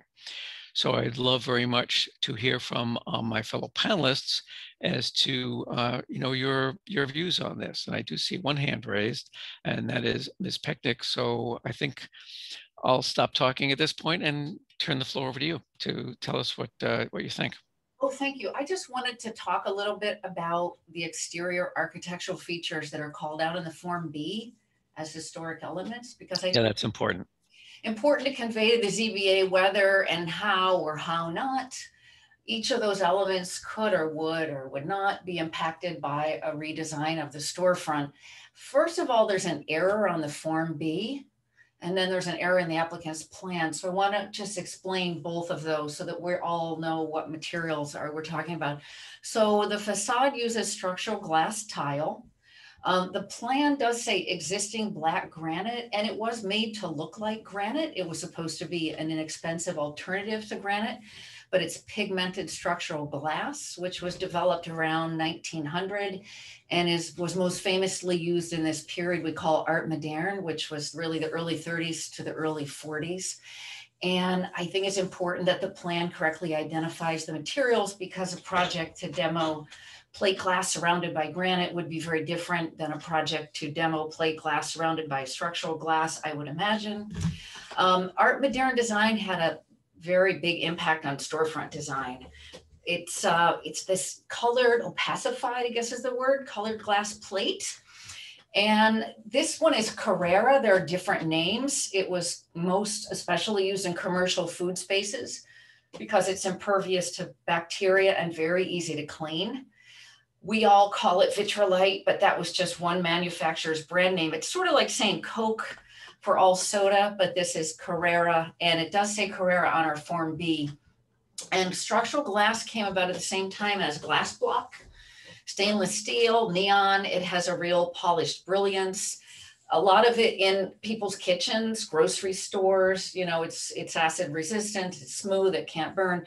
And then later it was used for, you know, decorative architectural use on building exteriors, because it was a really quick and easy way during the Depression of modernizing the storefront and sort of letting people know, like, this is clean. So there were a lot of bakeries, butcher shops, fishmongers, produce stores, diners especially. And then probably the most famous usage of it in this country is in the Woolworth building in Manhattan and the whole Federal Triangle in DC, Department of Agriculture, Commerce, US Supreme Court building, all the state houses. It's a great historic facade for a restaurant. Caitlin, is there any way that you have the images that I sent you? And if not, that's okay. But I did send along images of some of these places where this is the companies that made this sort of sold it as an ensemble. Here you have the structural glass, you have the plate glass, you have the awning, and you have the neon sign, and especially you have the oversized letters. Why oversized letters? Because we're moving from the time when people did their shopping as pedestrians and they walked into a sort of recessed storefront where the windows were angled for window shopping to windows that are flush with a facade, and you're driving by in the car. Fluorescent lighting has been invented so people could drive by, see the giant, you know, name out there and maybe find a parking place if they were lucky. Manufacture of this pigmented structural glass ceased in 1958. A lot of the remaining examples are considered part of, you know, commercial architectural history and the history of the American shop front. There are some vitrolite tiles in museums, and, you know, sort of fewer and fewer significant representative examples because of a lot of intrusive alterations. Caitlin, do you mind looking at the next slide? Some of these are really beautiful. The examples that were in Newburyport, and this was one of a few, or most were all black and white. But as, you know, time went on, maybe you've seen these, you know, like teal green and this kind of bright red. And when I'm thinking about the one at Fowles, you know, there's some spots, discoloration on the glass and on the aluminum canopy thing below, but it's really easy to clean. You can clean vitrolite with baking soda, an oven cleaner pad, kind of get rid of the rust spots the same way on that aluminum canopy thing. It's just basic maintenance work, but it would be really much whiter than it is on ours with some cleaning. On the Fowles one, there's a column in the middle that's sort of a load-bearing column that's been decorated. That's actually not structural glass. If you go tap on it, you'll see it's a piece of metal, probably applied to like laminated plywood so that it looks like the structural glass, but it's not. Okay, so there's a mistake on the Form B too, and I believed this mistake for a long time, and we all did, and we're not tall enough, but there's no such thing as really the Fowles band sign. I did think that, as the Form B says, that was enameled metal and that it was attached, but that is also structural glass. And that was a really common way of having an advertising sign. It was, the letters were etched in and kind of sandblasted on. So the entire white top of the facade is structural glass. I confirmed this with Tim Dunn, who is the nation's expert on vitrolite facades. He's been cleaning, repairing, restoring these facades for 35 years. And he explained to me, no, look at it again. And you can tell from, you know, how reflective it is. And this white and black Carrara storefront are sort of the classic design. And he said, well, that one looks like it's in perfect shape. And I said, well, it does need some cleaning. So those white Carrara tiles on the top where the Fowles lettering appears, even as that paint peels off, you'll always see the letters, right? Even if you took paint remover and took off the black paint, then you would still see the words. They were installed where the transom would have been. I mentioned this interior fluorescent lighting. Once you had interior fluorescent lighting, you didn't rely on the exterior light as much. And it's, again, this coherent design of the inscribed lettering, the super big Art Deco letters that everyone can see when they go by. Caitlin, is there another one that we can look at? Yeah, so some of the people put neon on the top and the blade sign on the top. Again, the lettering just etched in with a sandblaster, really interesting. And the only time you see, I learned this from Mr. Dunn, real metal, enameled metal. He said this is like not invented by 1941, but people put it near the sidewalk because vitrolite panels would get broken from people walking down the sidewalk. And he was amazed that ours on that building were not. The enamel panels also in what we have been calling the band sign, they're installed with this sort of mastic on a system of a metal frame bolted to the brick. So there's no such thing as removing the sign. That would be dismantling the facade. I think restoring the lettering is a good restoration project one day, but anyway, that can be cleaned up. This is like an advertisement Caitlin showing where people, could pick the colors and then they would order the storefront and they all looked pretty similar. I think there's one of the Greyhound bus station in Savannah, Georgia, that's a restaurant. It has I think teal colored shiny stuff. Well, those are pretty too. Yeah, just that surface made people think, it's clean, it's fresh. A lot of food stores had it. And I think some of the colors are really spectacular. The Form B also calls out the aluminum cornice. Oh, there's the Greyhound bus station at the top. They've got the neon, the display windows, the vitrolite, kind of interesting. The Form B talks about the aluminum cornice and the awning. So we know there used to be a rollout awning with a crank, and there's this metal space. Again, it should be maybe polished with aluminum polish. And, it's none of our business really who the occupant of the building is. We're really here to speak for buildings. I will say I was so thrilled when I saw, and I think this may have changed, but at one point I saw that maybe the new occupant, the restaurant would be called Brine at Fowls. And I thought that was just such a great way of asserting, brand identity into a landmark. I was looking at some restaurant industry magazines about new restaurants in these vintage spaces and how people kind of try to tap into that nostalgia factor, like historic integrity on the outside and then modern innovation on the inside. So I guess you could envision a canvas awning that mimicked the fowl sign, and instead of soda and news, oyster and mussels or whatever, and it could go the whole length of the facade, which would give the tenant, a chance to have an advertisement for the business that's probably larger than a permitted sign would ordinarily be. So I think from the plan that the proposed window demo would also take out that possibility of that awning. I'm not sure. I even thought the awning would be maybe better for staff coming out of the building. Anyway, and the third thing that's on the Form B is the plate glass.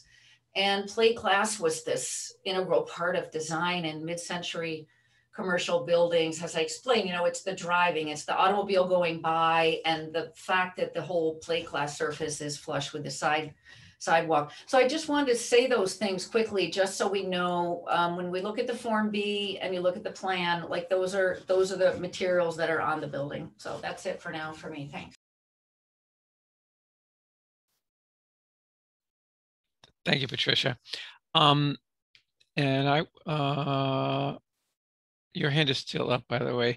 I want to read something from that preservation brief, because your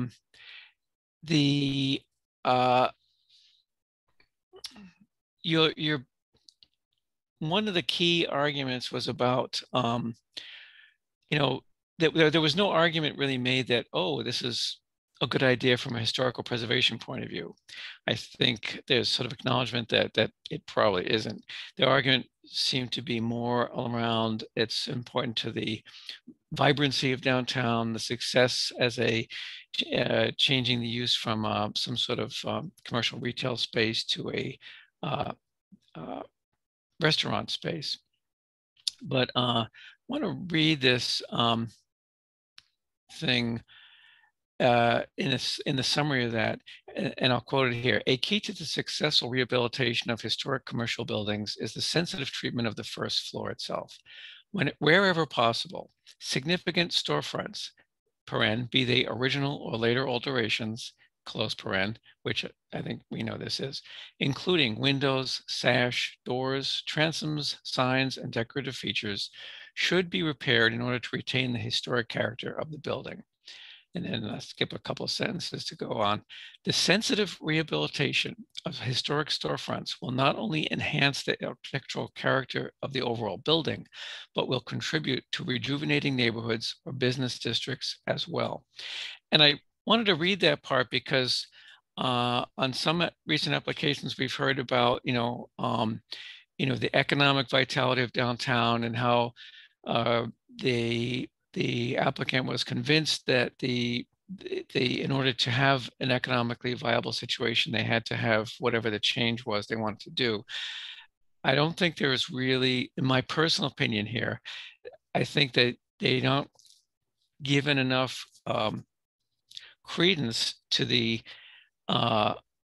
notion, and I think it's backed up by research and data that's been done, that the economic value of restoration and rehabilitation is significant and major. Now, in the ideal world, we can come up with, doesn't mean that nothing can ever change. We don't live in a museum montage, so to speak, or what they call those things, those static things you see in museums. There's a name for them, but I'm blanking on at the moment.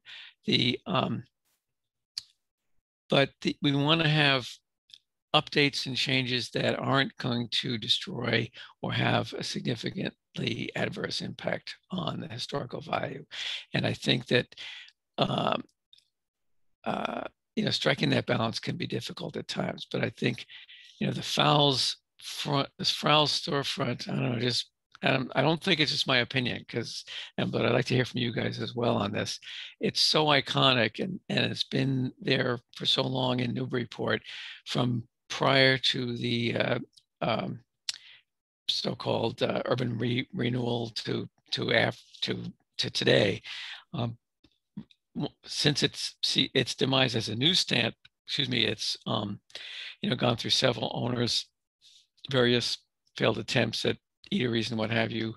I'm not convinced that the only reason those eateries didn't succeed was because they didn't have operable windows, but we'll see. But anyway, anyone else would like to weigh in? What I'd like to hear is I want to be able to convey to the ZBA what the Historical Commission feels about this, just in summary form. It's not legally binding. It's not an official report. It's just a sense of how we look at this. And I think Patricia's comments spoke to the unique nature of that particular storefront, and certainly the implication, if not the explicit nature of the fact that it really needs to be preserved. But anyone else? Okay, Joe, I see a hand up. Would you like to comment? I'll give it a shot. I actually went and took a look at the storefront today and got up close and was trying to look at some of the joints and materials up close. And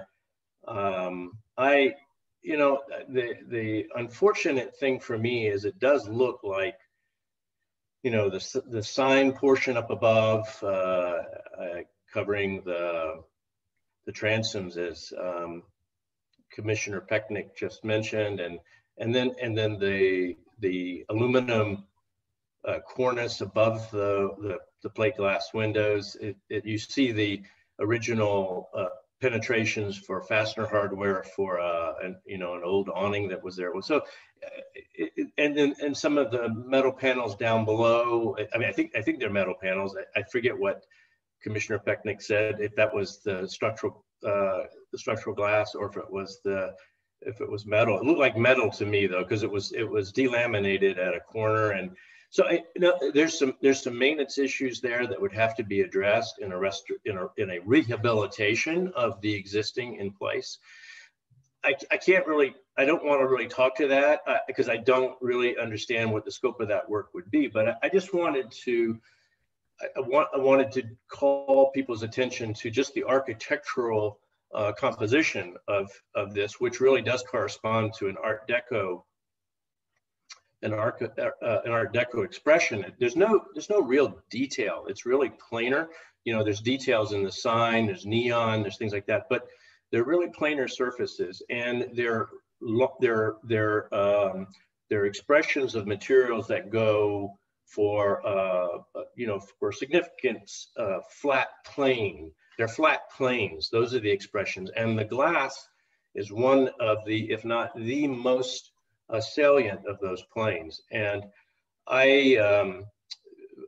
and there's no question that this is a storefront, whether you probably want to go back in time and think and see what it might have been back in the 19th century, or whether you evaluate it now on its Art Deco expression. There's no doubt that this is a storefront, and the replacement of that storefront with a window system with mullions or sashes or whatever kind of division would not be appropriate. And I would offer that if the reason for replacing the windows is to attract clientele by giving it that sort of festive marketplace kind of look, or French cafe terrace, or whatever it is that they think that that's going to do, I would say that there's an alternate architectural approach, which might be actually rehabilitation. I would even go to say renovation of what was there originally, but with a new interpretation, but maintaining the actual stylistic elements that are really critical to this kind of Art Deco expression. And I think that the bottom metal paneled sill walls, the glass, the plate glass, the cornice expression of the aluminum, and then this structural glass panel above, those are the components which could really be done very nicely, and I think achieve the same goal, which is the uniqueness, provide the street side, the street front branding that you would like to achieve, a little bit of neon added, a la the Fowles original sign, something, those types of elements, I believe, I think would attract a lot more people to this store than putting in some conventional fold-up windows, which you might see in in an arcade somewhere. So I think that's my opinion, and I am advocating for a rehabilitation and a renovation attitude, historical rehabilitation attitude toward this building. That's what I think that it calls for, and I think that's what preservation is in the downtown overlay district. Thank you. Okay. Does anyone know? I'm looking at this picture, and I think both Patricia and Joe mentioned awning. Does anyone know where that would have been? Would it have been above the It's below the sign at the top. So it came out to protect, as you're walking out the doors. And I just noticed the curve of the doors too. That's very Art Deco or Art Moderne. Yeah. So it would be heat. You can't see where I'm pointing, but yeah, it's the aluminum. It's a little bit rusty, but again, oven cleaner and like one of those oven cleaning sponges and some aluminum polish. Get the awning on there. I really am picturing the restored sign above, the neon, the restaurant blade sign, and then an awning that goes the whole length. I mean, that's a big way to advertise the business there, with a canvas awning print of it. Anyway, it's mounted on there. Yeah. There's a bit of a digression, but it reminds me of when I was living in Brooklyn.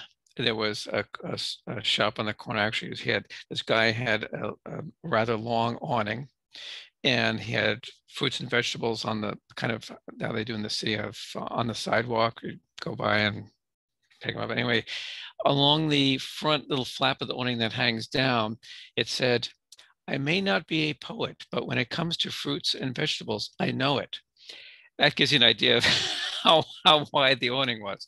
Anyway, I tend to agree with you, and I think there was something I grabbed from the in preservation brief as well, it said something about that you can, there are ways of enhancing the current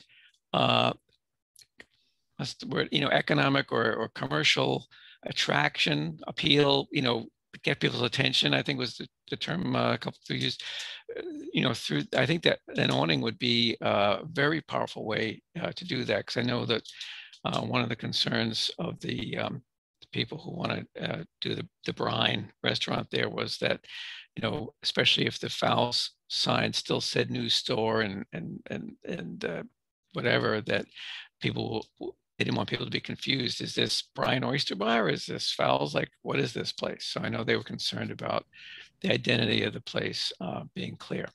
Chris, I see a hand.